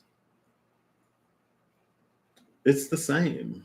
Like the Hitotsume giant has the same attack power as the Tyhoney. Yeah, because it almost has like a coyote snout on it, doesn't it? The Tyhoney. But it's even less protected. Hitotsume. Hitotsu, or is it Hitotsu Futatsu? Or is it Futotsu? Futatsu? Mitsu Yotsu? No, it is Hitotsu. Because Hitorige is like alone or only me. Hitotsume. Hitotsu meaning it's one. Yeah, Hitotsu or Futotsu Futatsu meets Yotsu Kokonotsu? Nanotsu Yotsu. I don't know. It's been a while since I've been in Japanese class. Oh, I'm so done. Hitotsume. It's literally one eye. The one-eyed giant. I'm like, what is this? Okay. Hitotsume giant, the one-eyed giant. Got it. She's giving Cyclops because she's a Cyclops.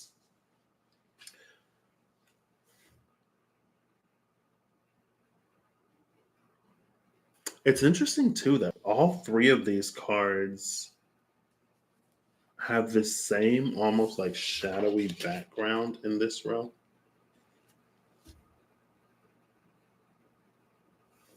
And the Armored Starfish also has that background. It's a little bit more watery. Like it's a little more blue than just like straight up purples and dark blues, like a lighter blue. But it's like within the neighborhood. Now that is giving me the energy of Light Up the Night from yesterday. And how not Light Up the Night. It was that island where the light was spilling out. And I was like, it's interesting that this is an island. It's interesting that this is water because it's giving swamp energy. Like it looks like a swamp, but it's illuminated. It was the illuminating. It was the agitation of fire that brought aeration, the earthworm. I don't even know if I caught that. The earthworm aerates the soil like the light of Light Up the Night aerates the water and the swamp. As the particles are like being heated up, they're moving around, they're almost like mixing. It's moving.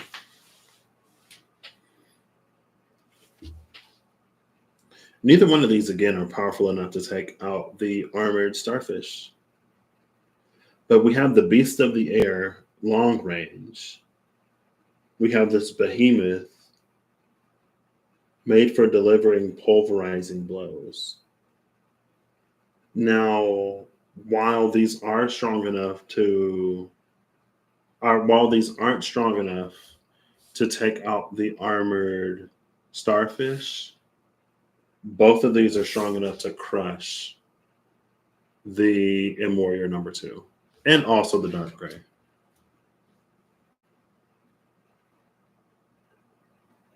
So maybe this right here is an energy of, or like maybe that's what it's like. Who are we beneath the armor?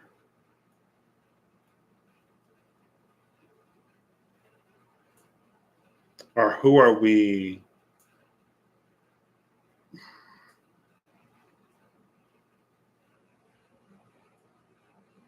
Because like without the armor here, because I'm thinking of, again, the context of the earthworm that polarizes things, polarizes and repolarizes, that aligns things. What our energy, how our energy precedes us and shifts things into certain alignments based on polarity and vibration and stuff like that. Even with vibration, it's like she's giving me more of like a shake table, or like let's say you have a filter, right? And you like, or like if you are, it's not panhandling, but if you're back in the Yukon looking for gold and you put the stuff in the thing and then you shake it so that anything that is small enough to fall through the filter falls out and the larger stuff stays on top. And like that's what our like vibration can do. Like when things are shaking and aligning with the vibration, with the heat of the light in the swamp as it's like shaking things, and that shaking is a stirring that's causing aeration. It's breaking up the stagnancy. The shaking is breaking up the stagnancy. That's like how vibration can also cause that alignment, because it will cause certain things to like fall through or to sift themselves through before you even arrive. You know what I mean? Or just like I like the shaking because it gives us a different viewpoint, a different framework than like magnets and polarizing, right? Negative to positive, positive to negative, and like repelling.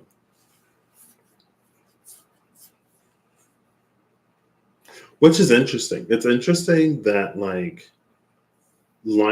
attracts like, but also opposites attract. Like both are true. In magnetism, opposites attract. In dissolution, like attracts like. Like things that are aquatic based will dissolve in like water, but they won't in oil because oil and water don't mix. So if you put water and oil, they're going to remain separated. If you put water soluble molecules in oil, they won't break down. They have to be like oil soluble to break down in oil, or vice versa. And we've actually done that in emulsions and immersions. I think immersion is a thing. I know emotions are. So, like lotions, right? You'll have oils and some kind of watery substance. And what you'll do is you'll basically break the oils down. You'll agitate them, you'll split them up. So it's not one solid oil surface that's separate from the water.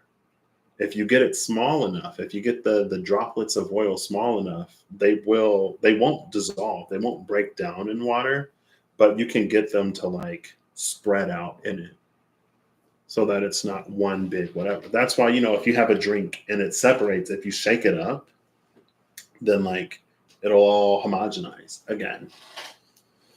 So I don't know if the vibration homogenizes or if it filters out, but I just like that it's a different way to look at it rather than like opposites attracting. Anyway, I feel like I had seen the Taihoni and the Hitotsume giant. I also kind of like that we get like this more Japanese influence with Hitotsume giant, but native coyotes read like native to me, like Native American. You get this multicultural, like one on the earth, one from the air. Oh, it was the energy of like what lies beneath the armor. Because the M Warrior will be crushed by either the long range cannonball like attack from Taihoni or the pulverizing palms of the Hitotsume giant, but the armored starfish will remain. Neither one of those are powerful enough. So I don't know. But yeah, so again, like it's almost like that was the point of whatever Archangel Michael was doing, whatever the Archangel Commander was doing with the sword. It's so that even without our armor, even when we're going through challenge and difficulty, or even when things seem dark and dreary, we can still somewhere find something within ourselves some way to like stand, some way to hold firm beyond all of the protections that are afforded to us by this armor. This armor that the warrior puts on, this armored starfish, that protection is biological. That's the starfish. That's not anything that the starfish has to put on. It's not anything that the starfish can take off. Just like, not the hermit crab, because hermit crabs go from shell to shell. So I was going to say like Cancer, like a crab that has the shell, or like the lobster of Scorpio that is like a shelled creature. Not necessarily the hermit crab, because I think they're like squishy when they're not in the shell, or like they're something about living in a shell, but cancer had that years ago. Like cancer was moving from one shell into another shell and they got locked out. They got stuck. There was no extra protection that cancer could seek because the skin of cancer, it's like when the skin of the hermit crab oxidizes, then it becomes tougher than any shell that they can find. But while they're so dependent and reliant upon getting a bigger and bigger and bigger shell, they never allow their bodies to reach that point where they realize that they don't need it. Again, that's the medicine. That's the medicine of the fox. We get to see how we're stronger than we would have necessarily allowed ourselves to be. We get to see that we're tougher. I was trying to think of the word medicine, and like magic and music was coming to mind. I'm like, not magic, not music, not magic, not music, medicine. It is the medicine of the fox. It's the medicine of the coyote. It's the medicine of the Hitotsume giant to come and beat us up and to get us out of our armor, to get us out of armor that we put on, and to realize the strength and the toughness of whatever that beak is, whatever the core is.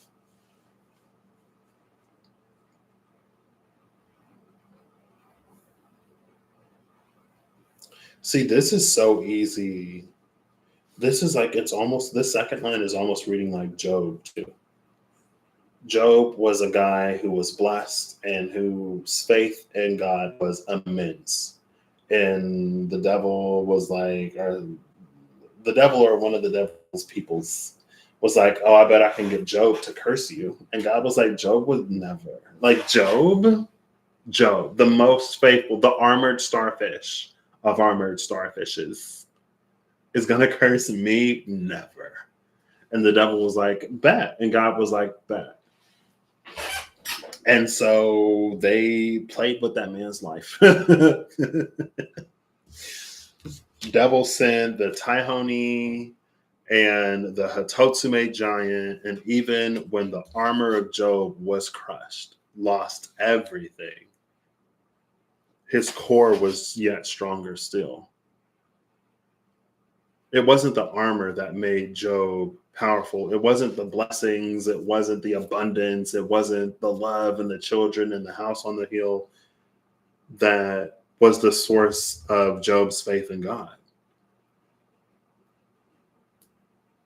Job's faith went deeper than that. That's why there was nothing that the devil could attack that would cause Job to question his faith. But with the rise of prosperity gospel and spirituality for a buck, just all over the place. I feel like all over the place, yes.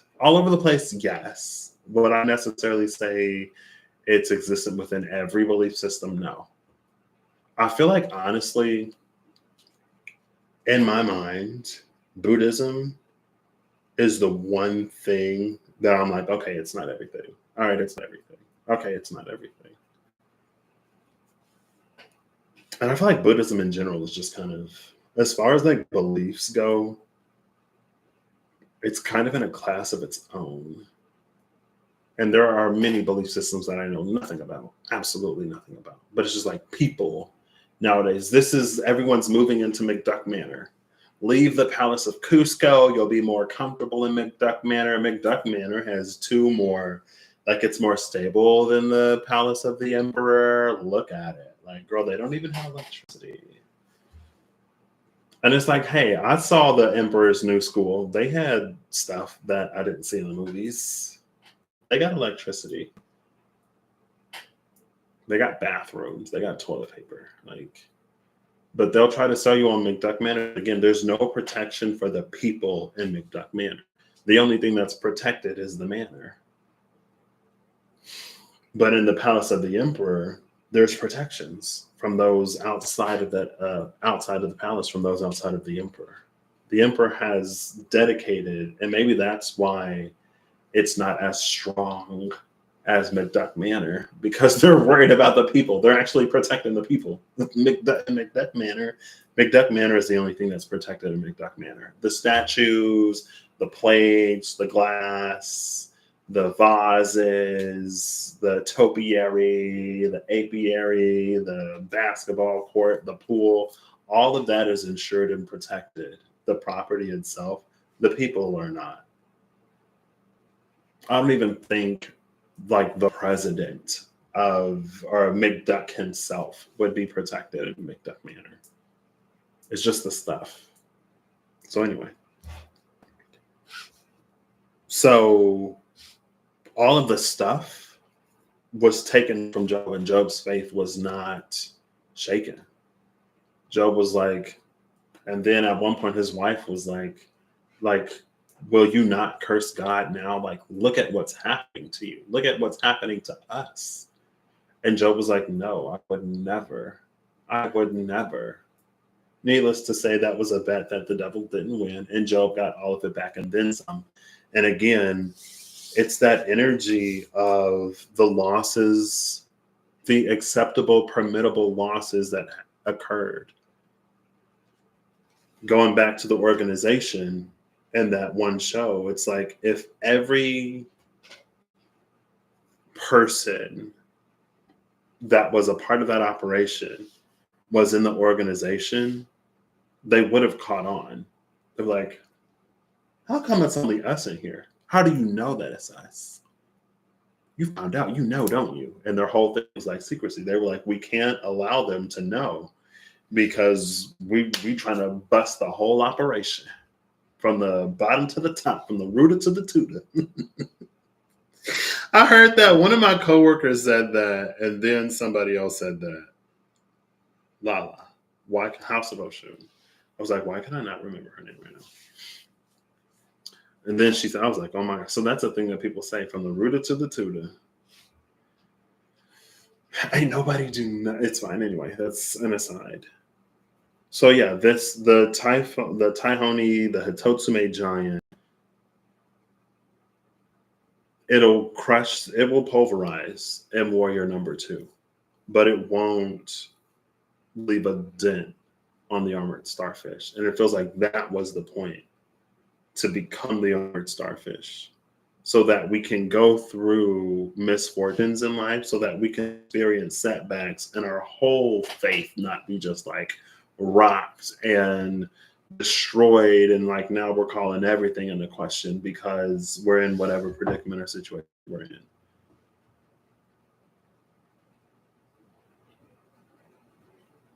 I guess like, what is the root? And maybe that's what would be communicated to us. But again, like that's one of the things that makes devil energy so convincing. This was literally the Empress. This was the Empress when she was going to have that conversation with Pluto, when she conjuncted Pluto in Aquarius. Like she was told that she could only pick one in whatever, one of the 8 or 9 pentacles. And she's like, usually she would be like, I'm Venus. It was Venus when Venus conjuncted Pluto. She'd be like, I'm Venus. Like, I'm the whole mother freaking Empress. Why would I have to pick one? But she was like, okay, I'll pick that one. In her mind, maybe she was like, why would I not be entitled to all of it? Hello. Scarcity does not exist, and I can only pick one. And then devil energy came and offered her everything. And she was like, I'm gonna stick with this one. You can keep the rest of them. I'm gonna stick with this one. Something is telling me to stick with my original guess. I said door number 2 is where the big bucks is. Something is telling me to stick with my gut. Because door 3 is a whammy, and door number 1 ain't even worthy of being considered a consolation prize. Door number 2 is where it's at. And maybe the whammy somehow is like negative money. So it would negate all of the winnings from door number 1. I don't know. Like, that's let's make a deal. Zonks. It's a zonk. Okay. Instead of a whammy, let's call it a zonk or a zoink or whatever they call it. Jinkies. That Venus energy knew to stick with the one. Something about devil energy and everything that it offered or presented, she was like, mm-mm. And then the tower came for devil energy, and then a whole bunch of angels with flaming swords showed up, and Michael was sitting there with not a sword in hand. Michael was like, "Oh, they got the finger," and they took care of it. And that was when the Queen of Swords was in reverse. That was the Venus that listened. But then that was the thing. There were so many things that we as people can try to hold on to in order to take the powers of manifestation into our own hands and do all kinds of who knows what, whatever. But in that reading, like, a lot of it was in the hands of the angels. A lot of it was being handled and resolved above, and it was not for the Empress. It was not for Venus to worry about any of that. And rather than being so immediate gratification, but I need what I need and I want what I want right now, going for devil energy, she let it be what it was. And then she emerged victorious. Like, that's this energy here. It will crush the M warrior, but the armored starfish will remain. And maybe that's part of like the red moon here. Like, that's part of the blood, sweat, and tears that we have to put into actually reaching that tiger energy. But when the tiger just presents itself as the tiger, we don't see it. Because no one's necessarily like, yeah, you're going to go through, 50 rejections before you get that one yes. You're going to go through about 100 no's. Because who would do it? There are so many who wouldn't even try if they knew they had to go through that many no's. Or they don't, we wouldn't even listen that long. 100 no's? Oh, no. No. And so we listen for as long as 50 rejections, 100 no's. We tune out, we turn off. So we don't even hear the part, and then you will get your whatever, because we can't even imagine getting through all of that just to get where we're going. But if the destination is for us, then the journey is also for us. The process is also for us. It's the whole thing. And I don't know if these are, I'm gonna just say these are the things that strengthen our faith. I'll say that.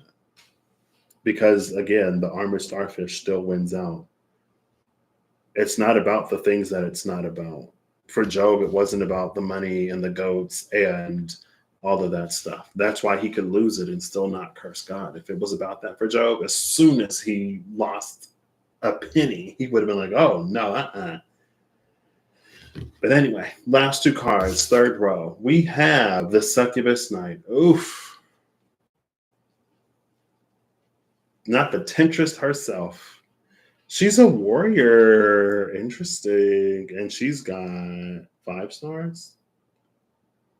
1, 2, 3, 4, 5 stars. So you would have to sacrifice for her.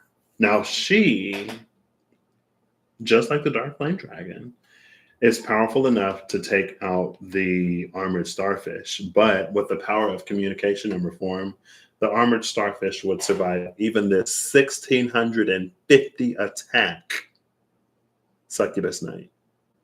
The armored starfish with the power of communication and reform still remains undefeated. And I love that. I love that for this. A warrior wizard, adept in casting bone-chilling spells, is the Succubus Knight. I noticed these extra hands. She's giving me the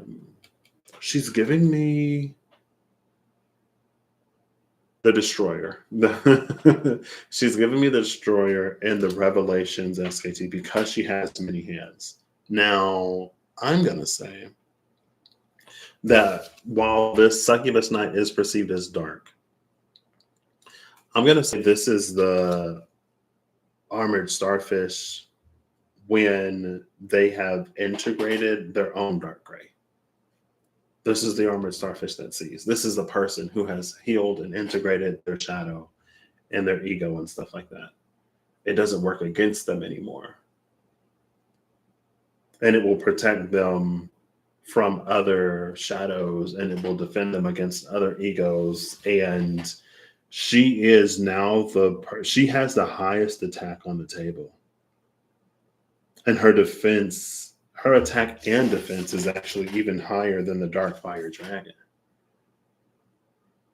Now, the dark fire dragon is a fusion monster, but with her, you would have to sacrifice something to summon her because she's got 5 stars.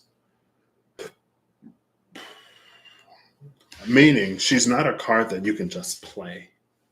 The sacrifice could be anything. The sacrifice would be the dark gray. Someone can sacrifice their own dark gray in order to summon the succubus knight.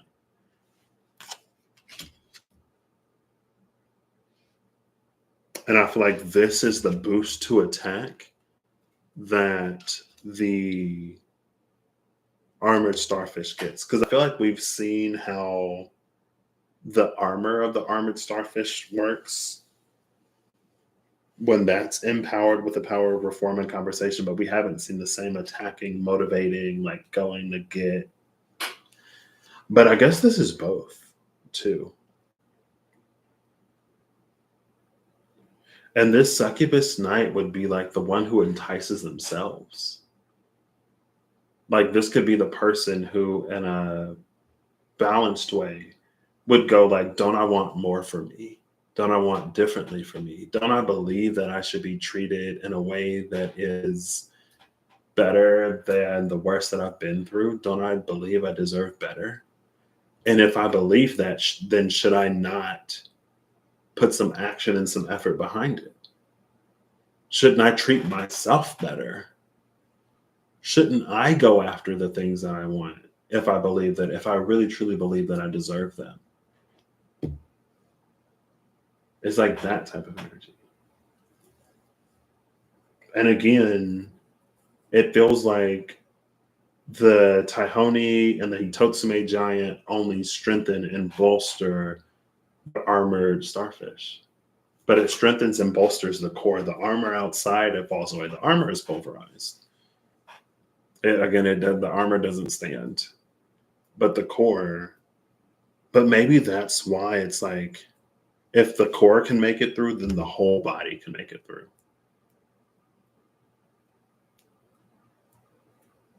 That's the strength of the core. That's the strength of the beak. It's the strength of the skull of the cat. If the one piece that is inflexible can make it through, then everything else can make it through. And I feel like there may be a piece of this that is about stripping off the armor. Because if the entirety of our being, if the entirety of our body is inflexible, then yeah, we would have to be able to fully, wholly commit 100,000%. Because if we're not flexible, then all of us has to make it through. But it's almost like it's reducing the piece of us that is inflexible. Because when it's small enough, we can get almost anywhere. There is no portal, there is no opportunity, there is no celestial alignment that can't work out for the greater good at the end of the day. There's nothing that we can't accomplish. But when we are so largely inflexible, then that's what makes it more difficult, because opportunity isn't necessarily always this big neon sign flashing lights. Congratulations, you are the 1 millionth customer. Here is this big check for you. Sometimes opportunity is like you overhear something or someone overhears you. And maybe you go, instead of being like, wow, I can't believe you were eavesdropping on my conversation. Nobody was talking to you. How rude of you. And that person was like, hey, I couldn't help but overhear that, you were looking for whatever. I just so happened to be an agent. I couldn't happen to overhear that, it's your dream to be a model and I'm an agent and you got the look. Like, we would love to, like I know someone who's looking, they're casting in a commercial or whatever. And like, that could literally be someone's big break. But it's like, oh, wow, I can't believe you were like eavesdropping, like blah, blah, blah. And like, oh, well, never mind. I will keep the opportunity to myself and I will keep it moving type energy. You know what I mean?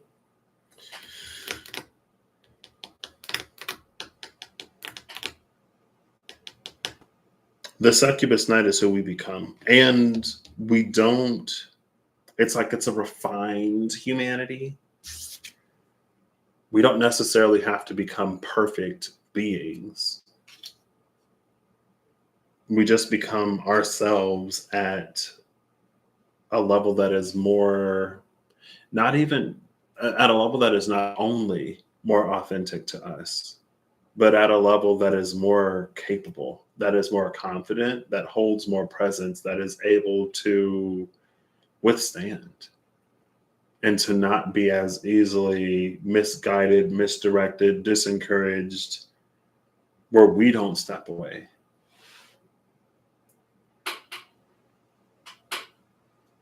And it's interesting because it's almost, again, she's giving crystal gems. So, and there's a show called Steven Universe, and Steven Universe has crystal people.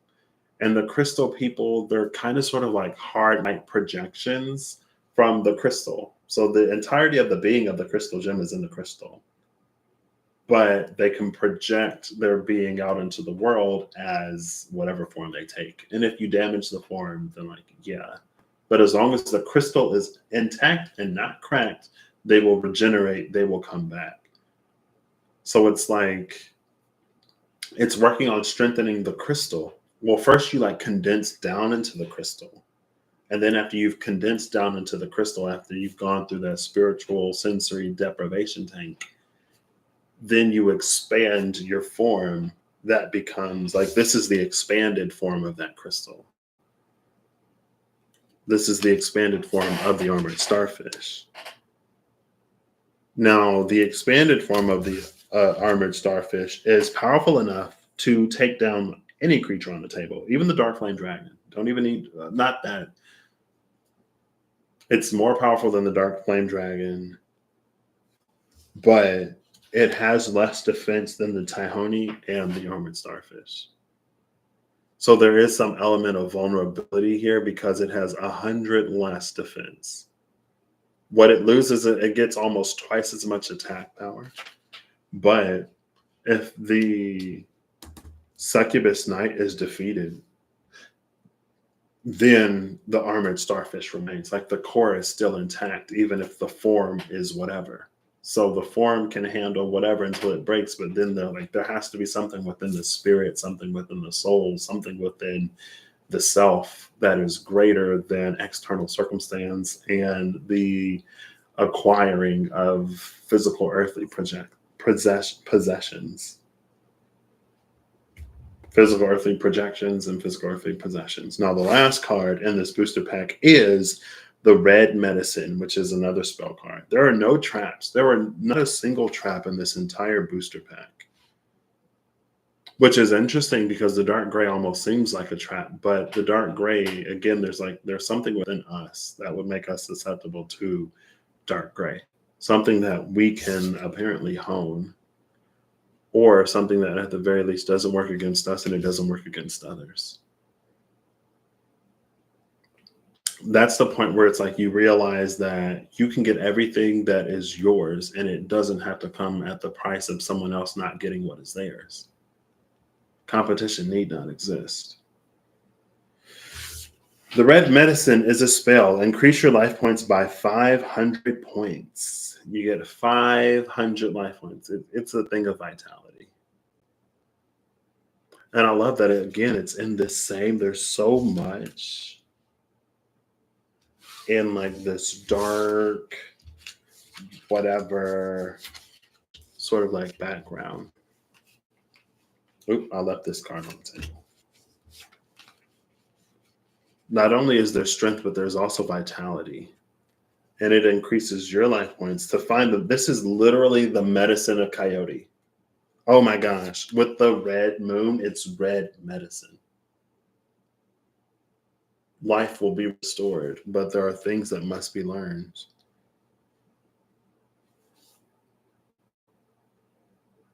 And then I didn't even notice that the power of conversation itself, the power of conversation and reform also has a darkish background. How many is that? 1, 2, 3, 4, 5, 6, 7, 8, 9. There's this 9 of wands energy here. Now, 8 of those wands are a projection. 1, 2, 3, 4, 5, 6, 7, 8. And the scepter, the actual spear, the trident, the actual trident is held as the ninth.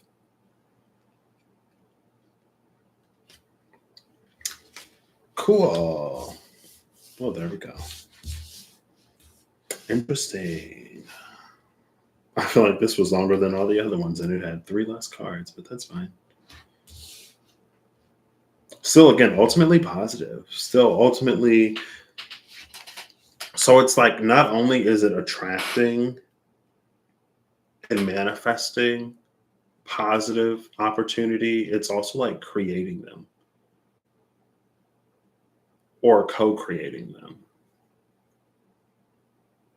Again, it also like it feeds back into the self. Again, it's something like it's that 99 puppies coming from Pluto. Like Pluto was waiting for a friend. Pluto's gonna be in Aquarius all on its lonesome for a hot minute. It'll see the moon like a few days out of the month. I guess in Leo in the summer it'll be a full moon Aquarius, so it'll be bright. I don't know how close or how far from Pluto it's going to be. If Pluto isn't even going to have retrograded back into Capricorn, because I think we have one more Pluto retrograde where it goes back into Capricorn before it is firmly in Aquarius. Yeah, it may be until like Aquarius season where we get the sun, the sun, Mercury, and Venus that start to go in that direction. Right now, Venus is behind the sun because Venus is still in Pisces. The sun is in Aries. I don't know if Venus is going to retrograde this year. Meaning, I don't know if it's going to like touch Aquarius before the sun does. But anyway, red medicine, it restores life. So at the bottom of this, in the bottom row, we have this power where we can work with dark gray energy within ourselves to the point that it doesn't take away from it, doesn't detract. It is, we are dual natured creatures at the very least. We have light and we have darkness within us.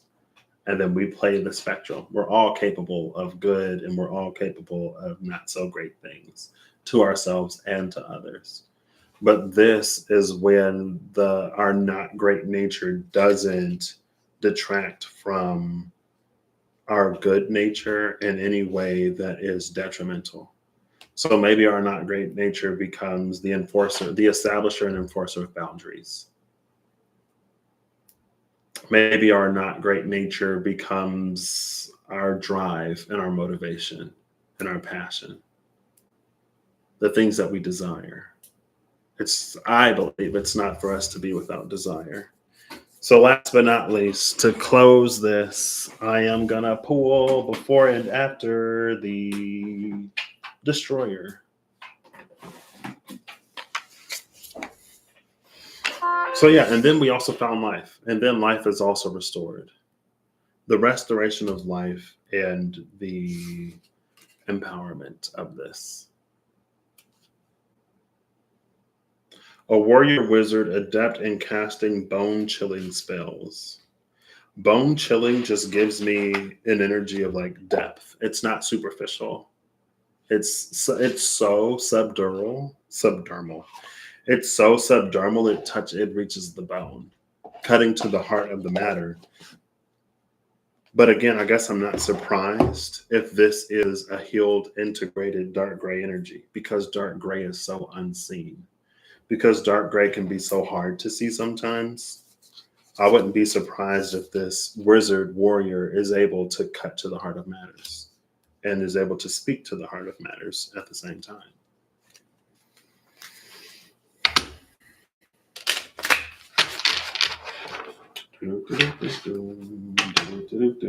Ooh, Emperor and the Champion.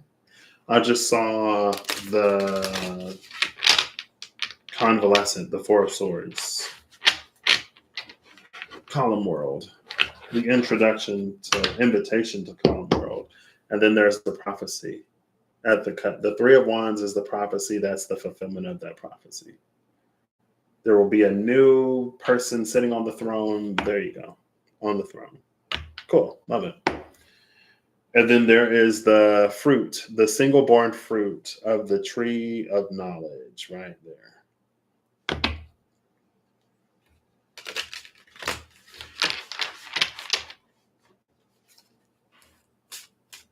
It's interesting that the fruit isn't eaten.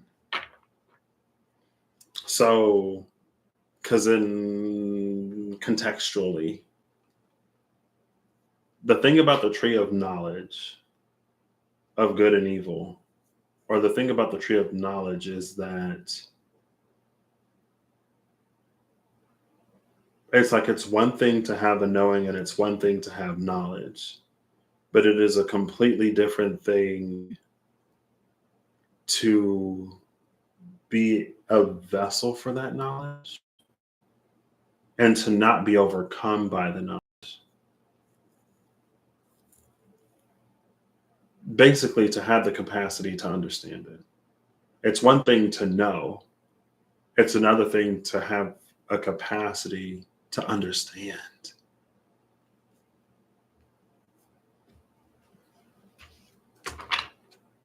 And to know, but not be able to understand, sometimes, depending on the nature of the thing that we know, is to invite disaster upon ourselves. And that was also a thing, right? Truths that maybe we don't have, like truths that children, even if they are truths that no one is ever necessarily ready to hear, a child especially shouldn't, children should be able to be children. But if we are manifesting and calling for ourselves a spiritual adulthood, then we got to put the childish kitty truths aside. We may have to open up to things that we didn't necessarily want to see or believe as true, but we got to, in order to not remain a child, sometimes you just got to accept it. Sometimes we have to learn to accept it before we can even begin to understand it. But the understanding will come. We get 2 cards that flipped over. Oh, girl, that's not what I'm doing. I'm pulling before and after the destroyer. Hello. So we have the memory keeper and the haunt. This is Sun in Scorpio, Mars in Gemini.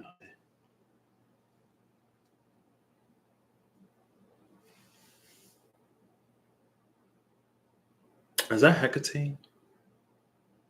She almost looks like the one in the Nine of Wands. But there's now a light in the darkness. This is why I love the revelations, because there's a light in the darkness. There's a whole, there's a way beyond the haunt. But if she doesn't open her eyes, and she at the very least has to raise her head and open her eyes to see it. And then here we go again with the memory keeper, which is this energy. It was something about the dragonfly. It was the dragonfly remembering what it was like to be a nymph. And it's actually the nymph phase of the dragonfly that was in the same environment as the fish. And something about that ancient knowing, ancient knowledge, ancient wisdom, just being things that we knew within ourselves that we forgot over time.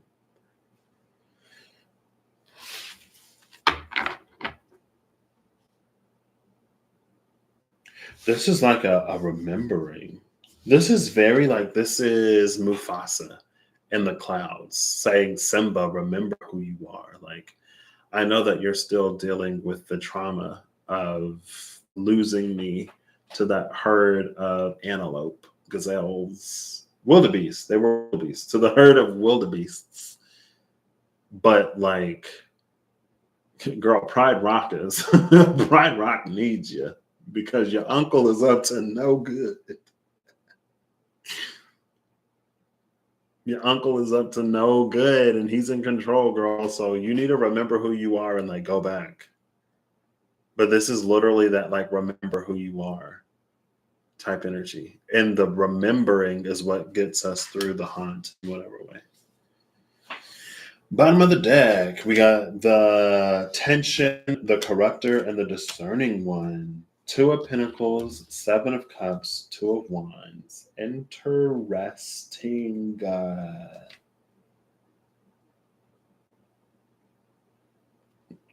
There we see the axe of Shiva that removes corruption. And we see the mirror to remove corruption, or to be able to see that which is without corruption outside of us. We must first be willing to remove and address the corruption inside of us so that we're not projecting on these Seven of Cups. If we don't look at self, it becomes so much easier to project. And again, that's a thing that we've already seen. It can cloud our discernment for sure. It can cloud our discernment when we're not willing or capable or able to see the corruption within ourselves. When we're not willing to take accountability and responsibility, when we're not willing to see how we contribute to certain things. Because if we can't look at our own contributions to something, how are we to accurately gauge or determine how things came to be in the first place? Again, if all we do is like shift blame, we'll never have the complete picture because we don't see the part that we played. And then we have the tension. This tension is interesting. It almost feels like opportunities that are not necessarily going to pass us by. Like this could be tension that's created when our own, because we see the two parallel wands, but then the crossed double vajras. It's like if the double vajras were uncrossed, and this would give us a Four of Wands energy, this would create a pathway rather than be a blocked passage.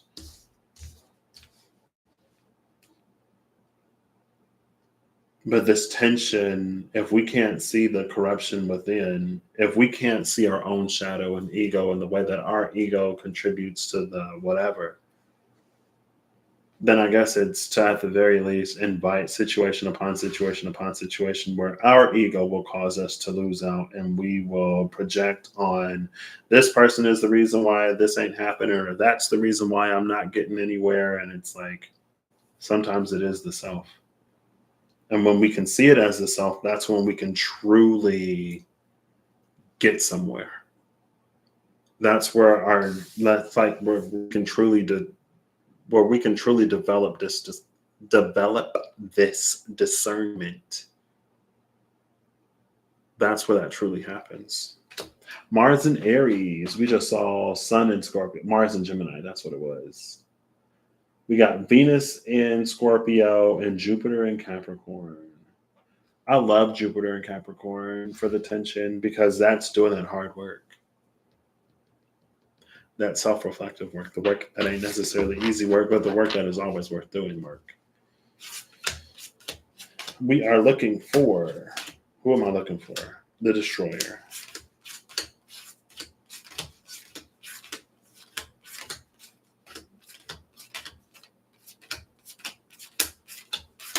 And then we're gonna be done with this long video. Long video. So here is I'll just show you the Pugilist Moon in Sagittarius. I think that's where we are now, if it's not in Capricorn yet. See this lady? She's like the Hecate. There's the crossroads behind her. Here's another Nine of Wands energy. And she's holding a wand. She's holding two wands, actually. Oof, she is blocking this path.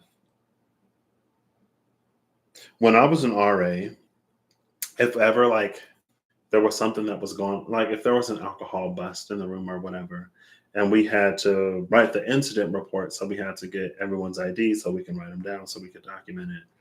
We were told that we can't restrain anybody, but we can obstruct them.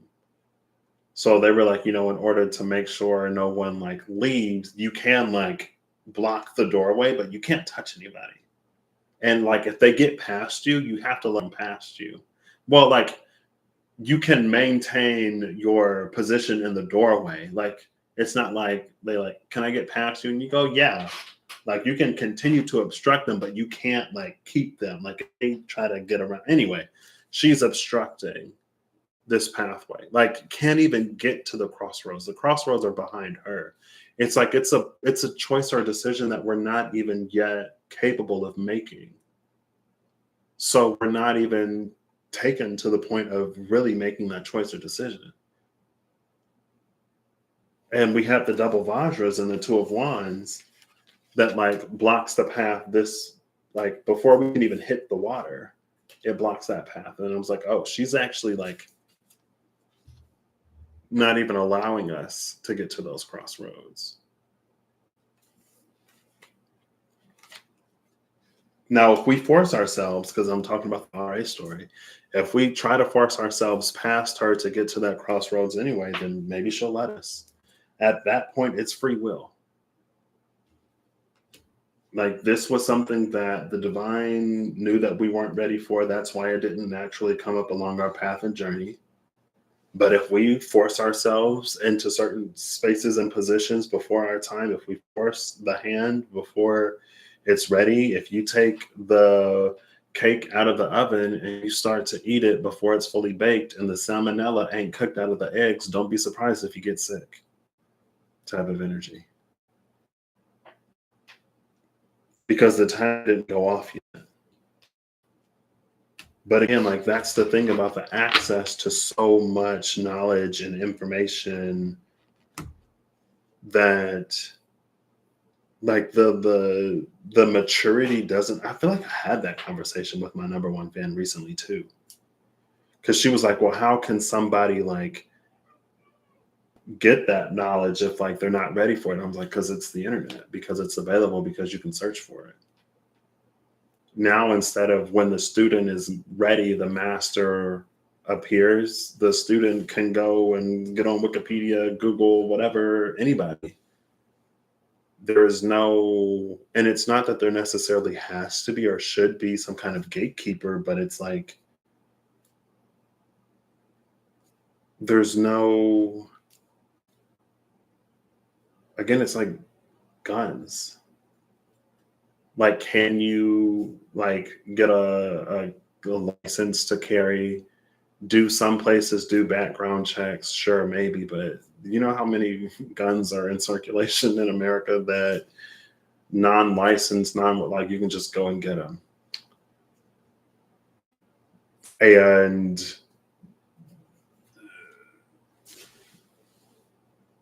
it is what it is. Whoever can get one and go and do whatever to whoever they want to do it to. No evaluation, no question of motivation, no necessarily like, well, what are you going to do with this? Need it, girl. Just go and get it and do whatever. And then you'll see them on the 5 o'clock, 6 o'clock, 7 o'clock, 8 o'clock, 9 o'clock, 10 o'clock, 11 o'clock, midnight news, 4 o'clock, 3 o'clock, 2 o'clock. And instead of there being, and it's again, it's a whole thing, but I can see just like how big pharma is a thing. And there was a time between like big pharma and all of the side effects that like take this medicine so that you can get a side effect to take another medicine, and how that can mirror and reflect into the spiritual, religious space of belief. That there's the thing, it's the ties are like, it's so we see it rippled, and but sometimes we don't catch it anyway. It's giving me that one guy from the, I'm not gonna pull before. Oh my gosh.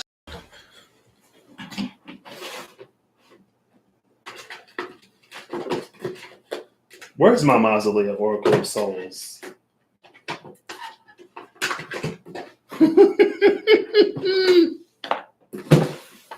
It's giving me the one guy in this deck Danu is in here. This is where I know Danu. I'm pretty sure. I was like, I feel like I know Danu. Like, where does Danu come from? Uncanny aid. Interesting.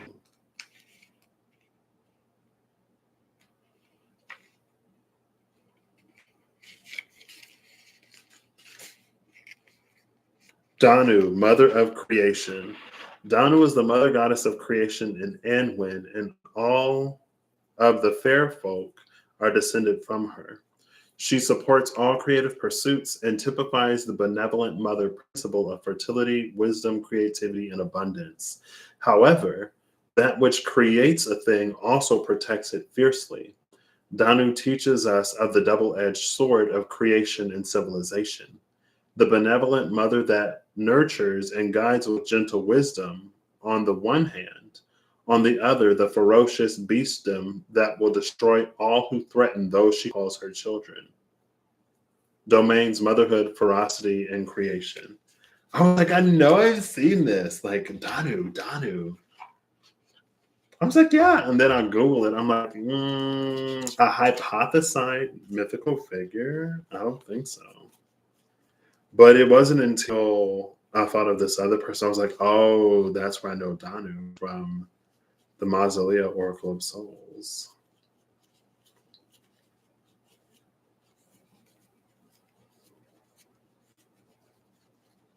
If she's in here, there she is. I was like, oh, girl.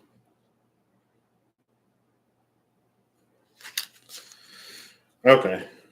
I had seen her before. Yeah, I've read her before. I've read that. Now, the card that actually comes to mind.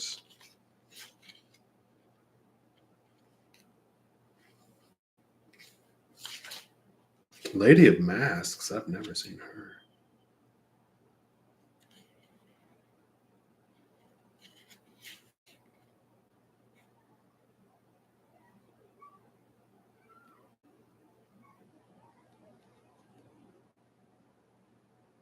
It's not this one.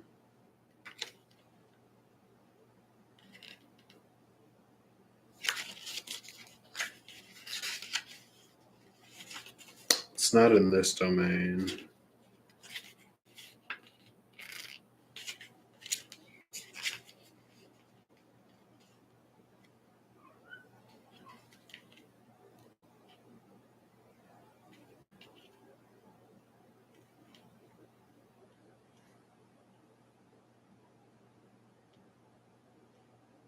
Is it this guy? The Keeper of Whispers? The madman known as the Keeper of Whispers dwells in a hollow below the Valley of Saints. Save for his rare moments of lucidity, he spends his days scrawling the full and complete history of mankind in an indecipherable scrawl that no one but he can read, and which he cannot explain, even if anyone were willing to listen to his ravings. Domains curiosity, madness, and forbidden knowledge. There was one of these where it was like there was some kind of knowledge that it sought that it was not capable of understanding, and it drove them mad. It drove them to madness. And that's like this energy. If we are to go beyond what is for us through for whatever reason, and we don't have the capability of understanding it, it drives us to madness, then it wasn't anything that was for us to begin with. But when we use our free will and take it upon ourselves to dive and delve into things that are beyond us, then hey, she did her job. She blocked the door. When we're ready, those crossroads will naturally be guided to those crossroads by the thoughts in whatever circumstance.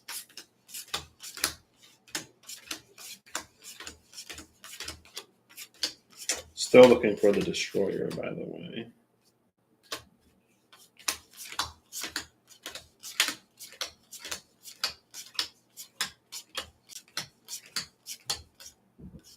In between the joined one and the emperor, the two of cups. On the other side of the emperor is looking at the Ten of Cups. I love it because that is Mars in Pisces. And then there's Neptune, Pisces, water.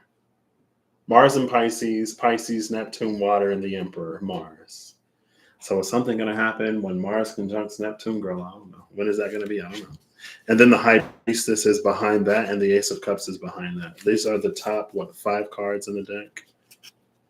The Emperor, the Ten of Cups, the Hangman, the High Priestess, and the Ace of Cups. The Hangman with the knowing, the Hangman patiently waiting because they had that conversation with the High Priestess. And then the Ace of Cups happens, it happens. If it's related to Mars and Pisces, well, Mars is about to be. I don't think it's in Pisces yet, but it will be very soon. And then we have the Two of Cups. Before the Two of Cups is the Seven of Wands and the Wheel of Life. And there's our champion, Six of Wands again.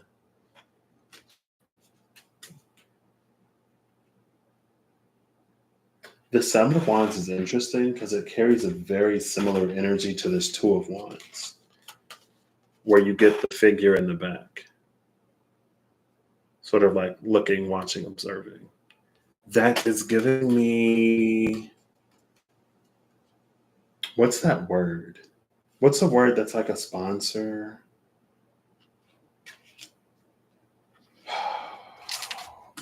Is it a sponsor? I feel like there's a word that starts with a C.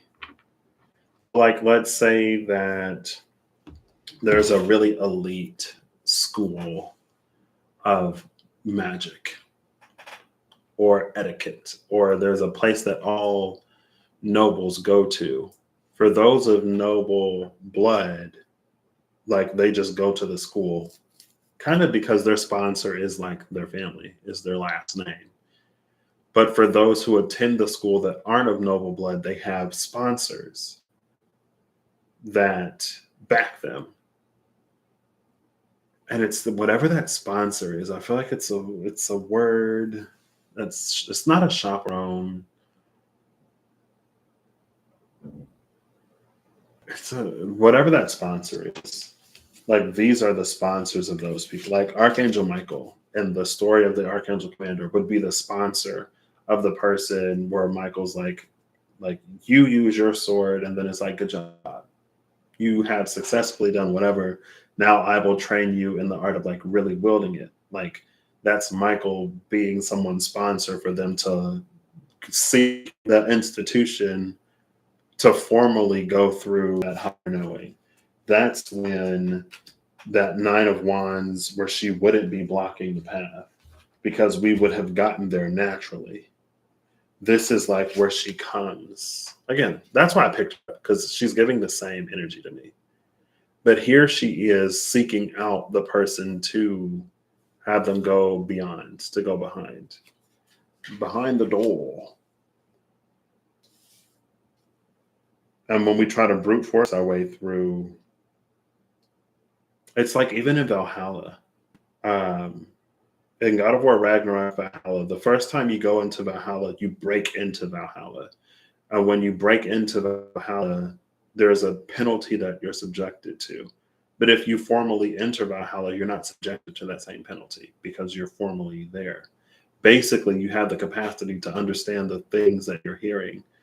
It's like, let's say, for example, like aliens is a really easy thing.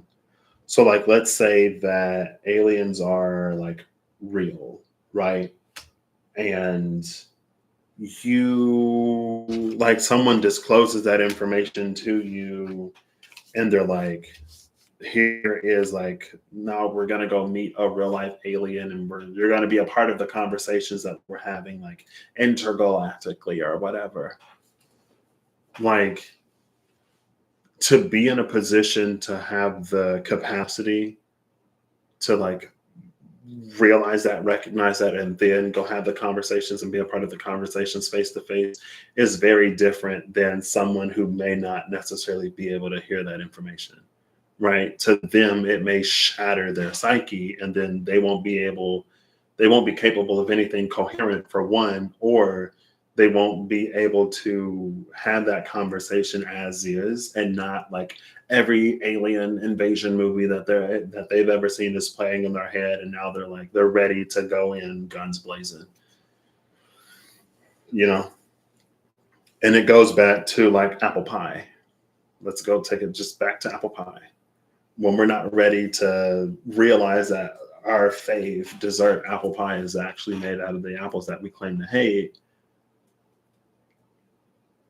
But then, when we are, it's a whole thing. I don't even know where she went. I think I put her back in the deck. Oh, yeah, I put her back in the deck and I kept going. Excuse me. With these sponsors, and even she would be a sponsor because she's showing up for this person. She would be sponsoring this person, like their invitation into the halls, just like whoever this is with the dragon behind them would sponsor the person that's holding on to this wand. And maybe that's a common theme too, because even she's holding on to one of the wands. And then there was the scepter, the person holding on to the actual scepter here. And I did say this is like a 9 of Wands energy. And then we saw her anyway. So this is why she gives me the Destroyer. Because of, because of the 3 pairs of arms.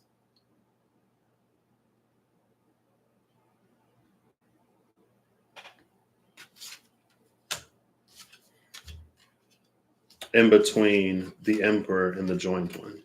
Abyssus, abyssum, and Mokant. The depths of you call to the depths of me. The abyss within you, the deep and dark within you calls to the deep and dark within me. But it feels like this call it's within one's own self.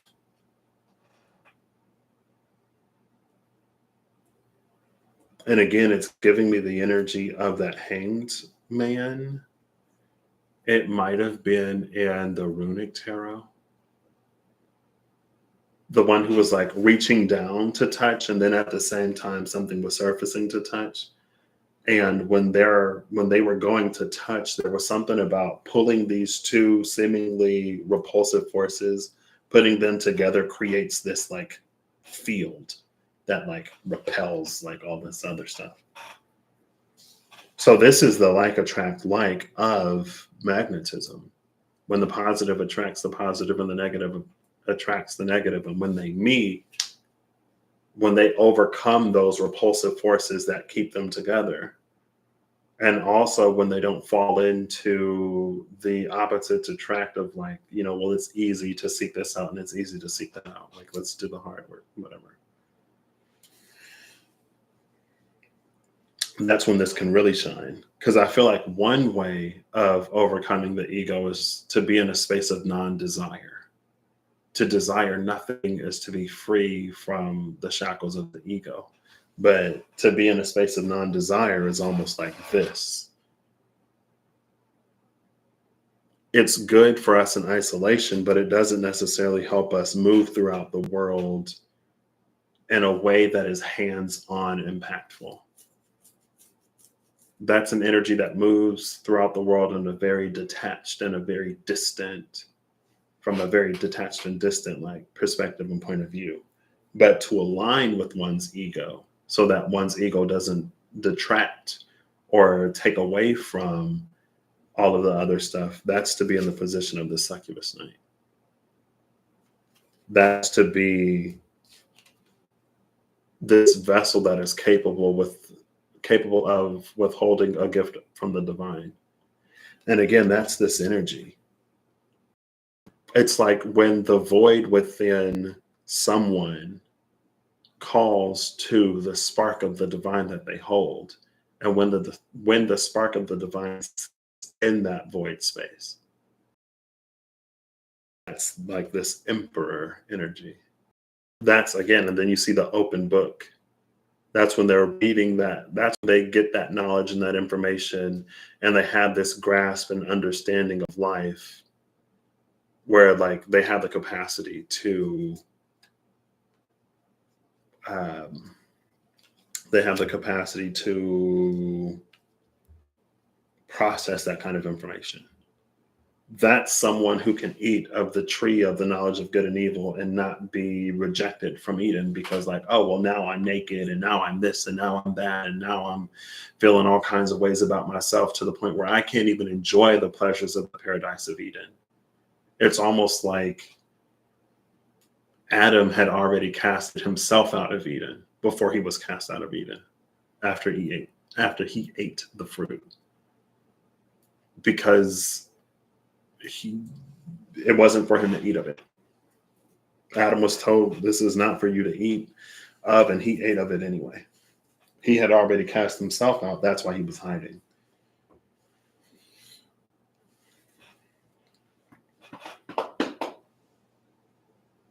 But with the 6 of Wands, with the champion, that's a fruit that's been, oh my gosh. And then behind it is the Archangel of Mysteries. So that's the fruit.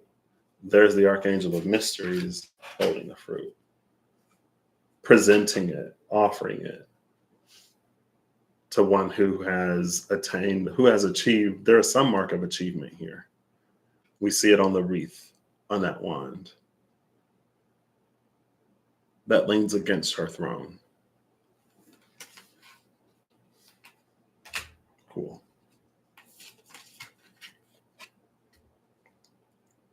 So this Archangel of Mysteries would be like the sponsor of the champion, because it is that single-born fruit that she presents. So we've seen sponsors and their champions.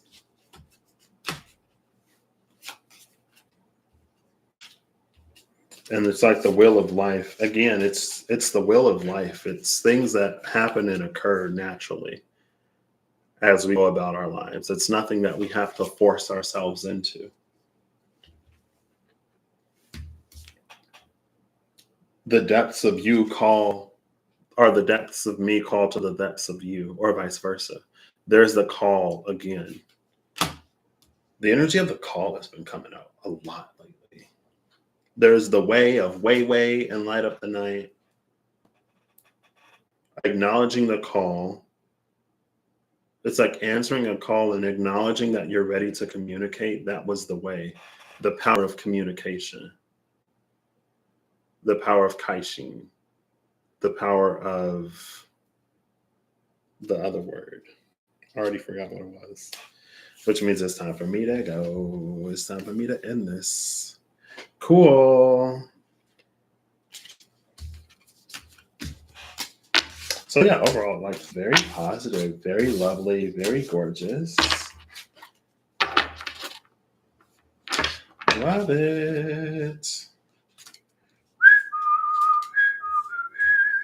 And I feel like the best thing yet still is this succubus knight is capable of handling the Hitotsume giant, the Taihoni, and the dark gray, but it doesn't feel like it's for her to. Because again, the dark fire dragon will handle them. The dark fire dragon will take care of them. There are things that like succubus knight could do, but she doesn't need to. She can move forward. She can move on. So I guess I will get a final card from these, but I'm not going to get a final card from the little booster pack. I'm just going to put those away.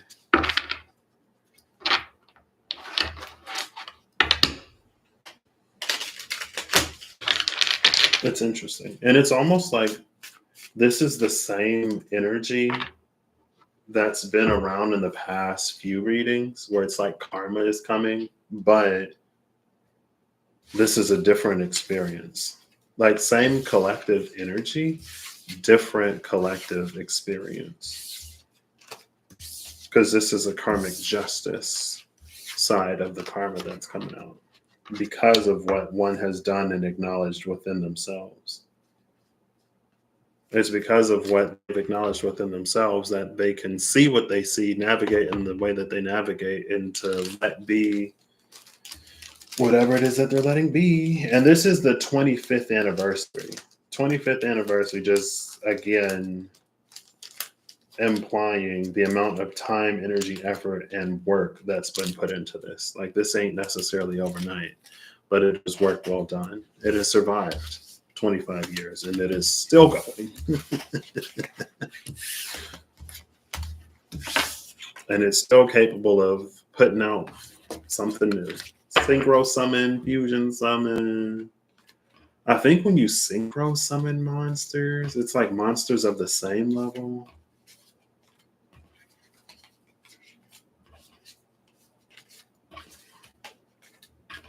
When you ritual summon, you have to have the ritual card and sacrifice.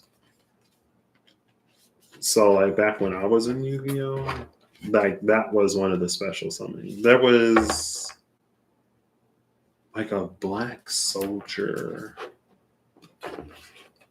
Like, he had black armor. Black luster soldier? And I think there was a black luster dragon. Is it the black luster soldier? Black luster soldier. Yep, it was this guy. $6.25 on Amazon. The black luster soldier is a ritual warrior. You had to ritual summon him. I don't know if I think I did have the warrior. I think I did have the soldier and the card. What's his flavor text? This monster can only be ritual summoned with the ritual spell card.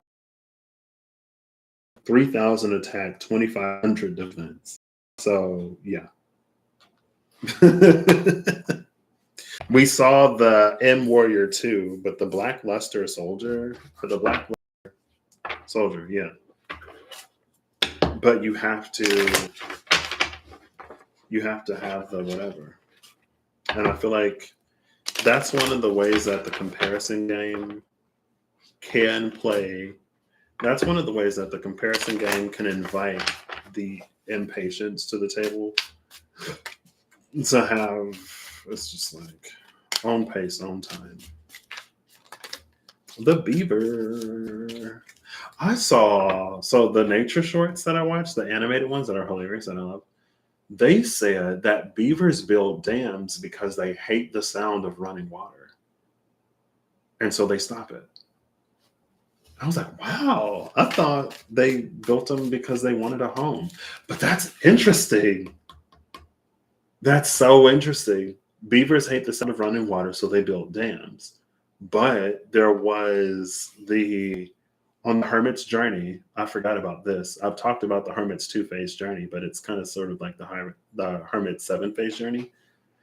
As the Hermit is going within self, there is the part, it's like, so yeah, it's a 2-phase journey. The part of the phase of the journey that the Hierophant helps the Hermit with, the Hermit walks the 7 chakras and it unblocks them. And it's like there are these beavers in it because the beaver card is at the top of the deck. No, it's in here somewhere. The whale is at the top of the deck and the butterfly is at the bottom.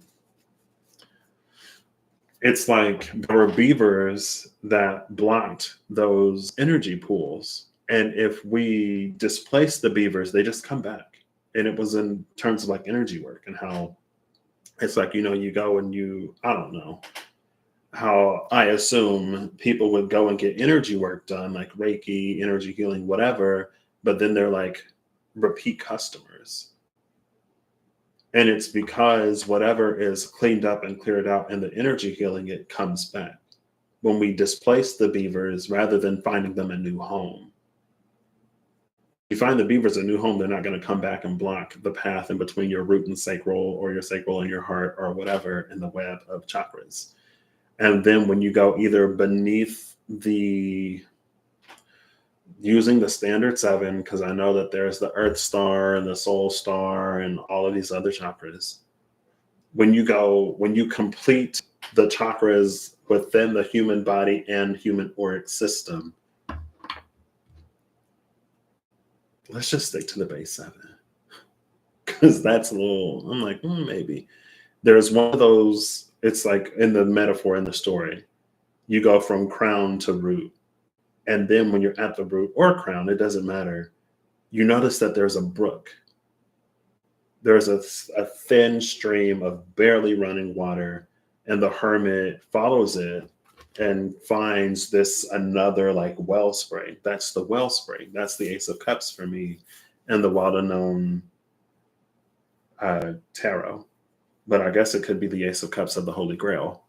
It's the wellspring. And at the wellspring, that's where the hermit trades the light of the Hierophant for the light of the divine within itself. That's where the hermit meets the spark, or where the hermit takes the spark to the place where it rests within the self. Abyssus, abyssum, and wokat. And that's what gives the succubus night, where our shadow ego works with us. It doesn't work against us and all that stuff. And we don't have to be in a state of, there's the beaver. I just cut to it. We don't have to be in a state of complete and utter detachment from desire and everything in order to get our shadow and ego to cooperate. It is a way, though. I'm not going to say it isn't, and I'm not going to say that it isn't for those that path is for. That path is for them.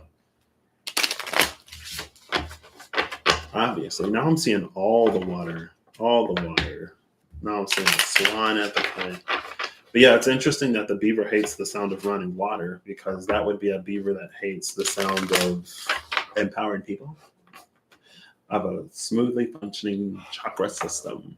Naturally, it clears itself. All right, let's try to get a good shuffle. I'm getting so hungry. I haven't eaten yet today. Oh, look, and then there's the starfish with a lamb at the kite.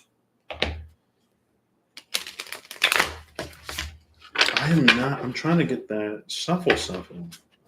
Now we have the dragonfly and the starfish. There we go. All right, final animal spirit, please.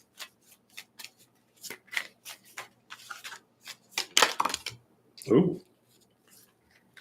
Bottom of the deck is the otter, which I love. The bumblebee, the bee came out upright, and some cards slid all the way under the unopened pack of magic cards. No, this is the open one. All the way under the open magic cards from 2 days ago. Oof. Something slid out face down. Who is it?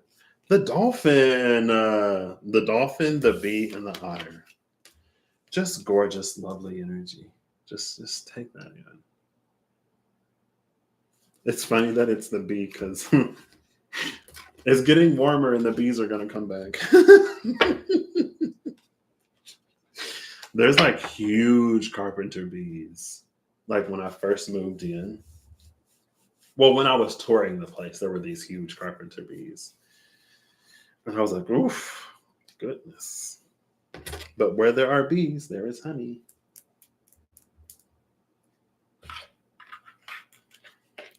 And we ain't got to be bears that's going and destroying hives just to get a little bit of honey. We can ask the bees, hey, bees, do you have any extra honey? And maybe the bees will be like, yeah, girl. We got some extra honey for you. The force at the cut with, the captor, lunar eclipse, Jupiter and Gemini. The force and the captor. Oh, girl. Why is this almost giving me a Jekyll and Hyde type of energy?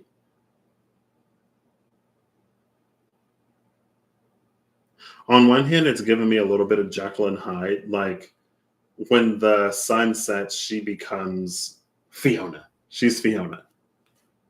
She can break out of those when the sun sets. That's the force. Like she's going to force herself out. But this is giving me, I talked about the rings in that one anime series where they nullify divine blessings. They nullify the blessings of the goddess.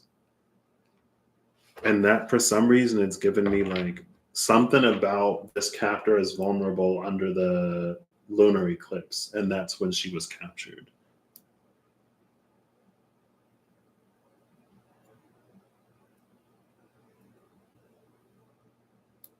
Interesting. She doesn't look too bothered or worried, though. Also, that Eight of Swords is the untold or the unseen future. That's the energy of the earthworm. That's the energy of the vibration, the energy that goes before us to bring things into a certain alignment. I am so hungry. All right. Thank you.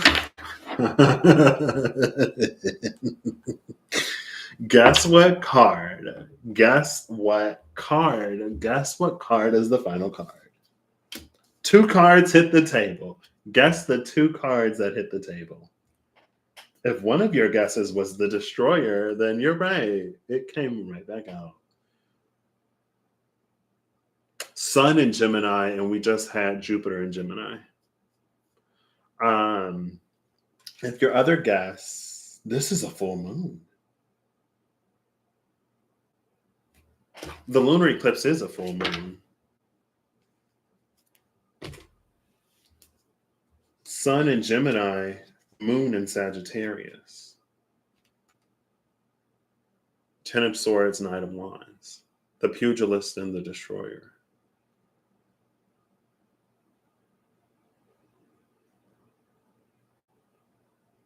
Interesting.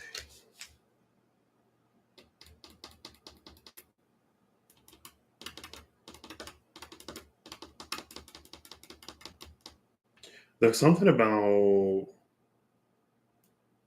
like catching a fallen star or lightning in a bottle that is very like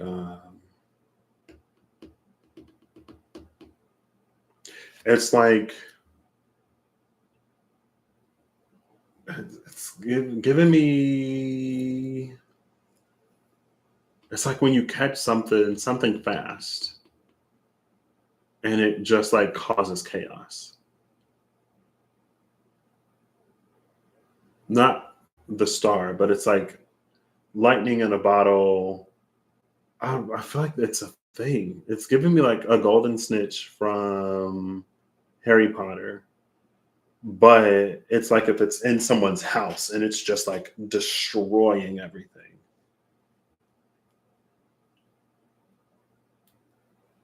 It's almost like something doesn't get any, it doesn't lose momentum just because we catch it. And if it's organic, it may actually like pick up momentum because now it wants to like escape. Lightning doesn't want to be contained in a bottle. So you better have a strong bottle. One that can withstand the lightning inside of it, but also one that can withstand, it's almost like lightning is going to keep moving. That's vibration. Is it this energy again? When I was like, can you break up amyloid plaques with vibration? Like, is that a thing? But that's the vibration from earlier. That was the heating up of the water, the agitation that causes things to move. Like, this is that energy, or that energy is here for some reason. Oh, because of the captor. So we just saw the lunar eclipse with Jupiter and Gemini. It was the Jupiter expanding something, but under the presence of the lunar eclipse, it was that like it could be caught because it was the lunar eclipse. And then we have this full moon,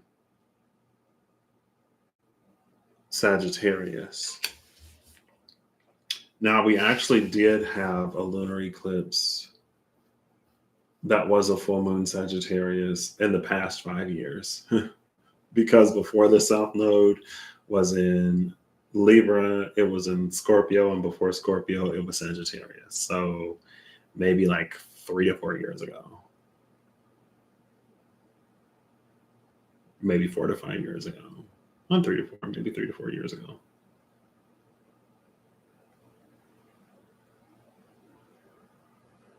See, but this destroyer creates a vessel that is capable of withholding the lightning.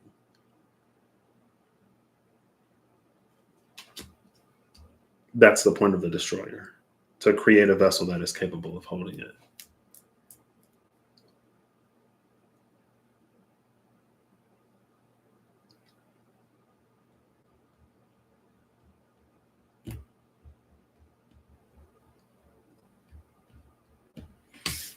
What was it?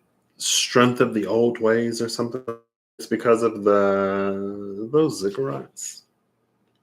No, because of the temples in the back. This is giving me again almost like the dragonfly, old ways, ancient knowledge energy. But also too, a lot of archaeology is kind of sort of best guess. Educated guesses. Really educated guesses. But there are some things that they could dig up and be like, oh, we found this. We think it's some kind of whatever because there are records of rituals or whatever. It's like, girl, that could just be like a lawn gnome. That could be something that you set outside for decoration. It doesn't have to be, again, it's just like it's best guess energy a lot of times, unless you were there. Bottom of the deck is the chariot. Oh, and behind the chariot is the keeper. Behind the keeper, I don't know how this ended up in reverse. I'll leave it there. That's interesting. I'll reveal these two. I'll put this up right though, because I don't need reversals in this deck. Thank you. The chariot is all about balancing forces. So this would be about balancing the internal light and dark. Again, it's about detachment for this energy in particular, for whoever and however it resonates. Detachment is not the solution to the ego question or the ego problem. If detachment were the solution, this would be a one chariot horse. This would be a one horse chariot, but they're both here. And the mystery is figuring out how they both work together. We've already seen that in the joined one. I saw it in the joined one, but I didn't mention it because it didn't come out today. But now we see it, don't we? There it is right there. Oh, this card is in reverse too. I put the Haunt and the Memory Keeper back in the deck in reverse. And there's our Archangel of Glory. Of course it's our Archangel of Glory. See this? These two moons on the joined one. We see those same two moons facing away from each other in the chariot. It's about finding how they can work together. And they do it at a very, very, very, very, very, very, very deep level. That's, I guess, why I shouldn't be surprised that Memory Keeper came out. So Memory Keeper was in reverse under the Keeper. Oh, I didn't even catch that. The Keeper and Memory Keeper. Memory Keeper was in reverse. So whatever is being kept is no longer just the memory. Ooh. And it's all of this ancient stuff in the background too. Right? Where was I going with that? I had it and then I lost it. I'm hungry. It's fine. Abyss is Abyssum and Mogat. It's about them coming together. It's about them working together and not working against each other. We were created the way that we were created, and we were created perfectly. But we have to reach that point within ourselves where it's like we can be we can be the creation that we are, but perfected. Perfected at the very least, where we're not working against ourselves, right? So anyway, that's what I got. This was a lot longer than I thought it would be, especially because it was only 9 cards, but that's fine. I hope you all have an amazing whenever you see this. I hope you're acting in alignment to all that you wish to experience your reality. I hope that whatever you need along your path, any way you find. And I hope you a discernment to see almost like, I hope a serenity prayer type energy for you. I hope you a discernment to see the things that you need to see clearly. I hope you a trust that what you need to see you will be exposed to. And I hope you a wisdom and a faith to allow anything that is not to be revealed to you to remain a mystery, if it's supposed to be a mystery. Basically, I hope you don't rush yourself into a whole bunch of stuff that you don't need to. Hope you can allow your pace and your timing to be your pace and timing in all ways. So when it is time to go, I hope you will momentum. And when it is time for you to be still, I hope you will rest. And a discernment and a knowing of when, what is what, and how to which and why and who and how and, the like. So bye. Until next time, we got one more pack of Magic the Gathering cards. I got 2 days before I got to go back to work.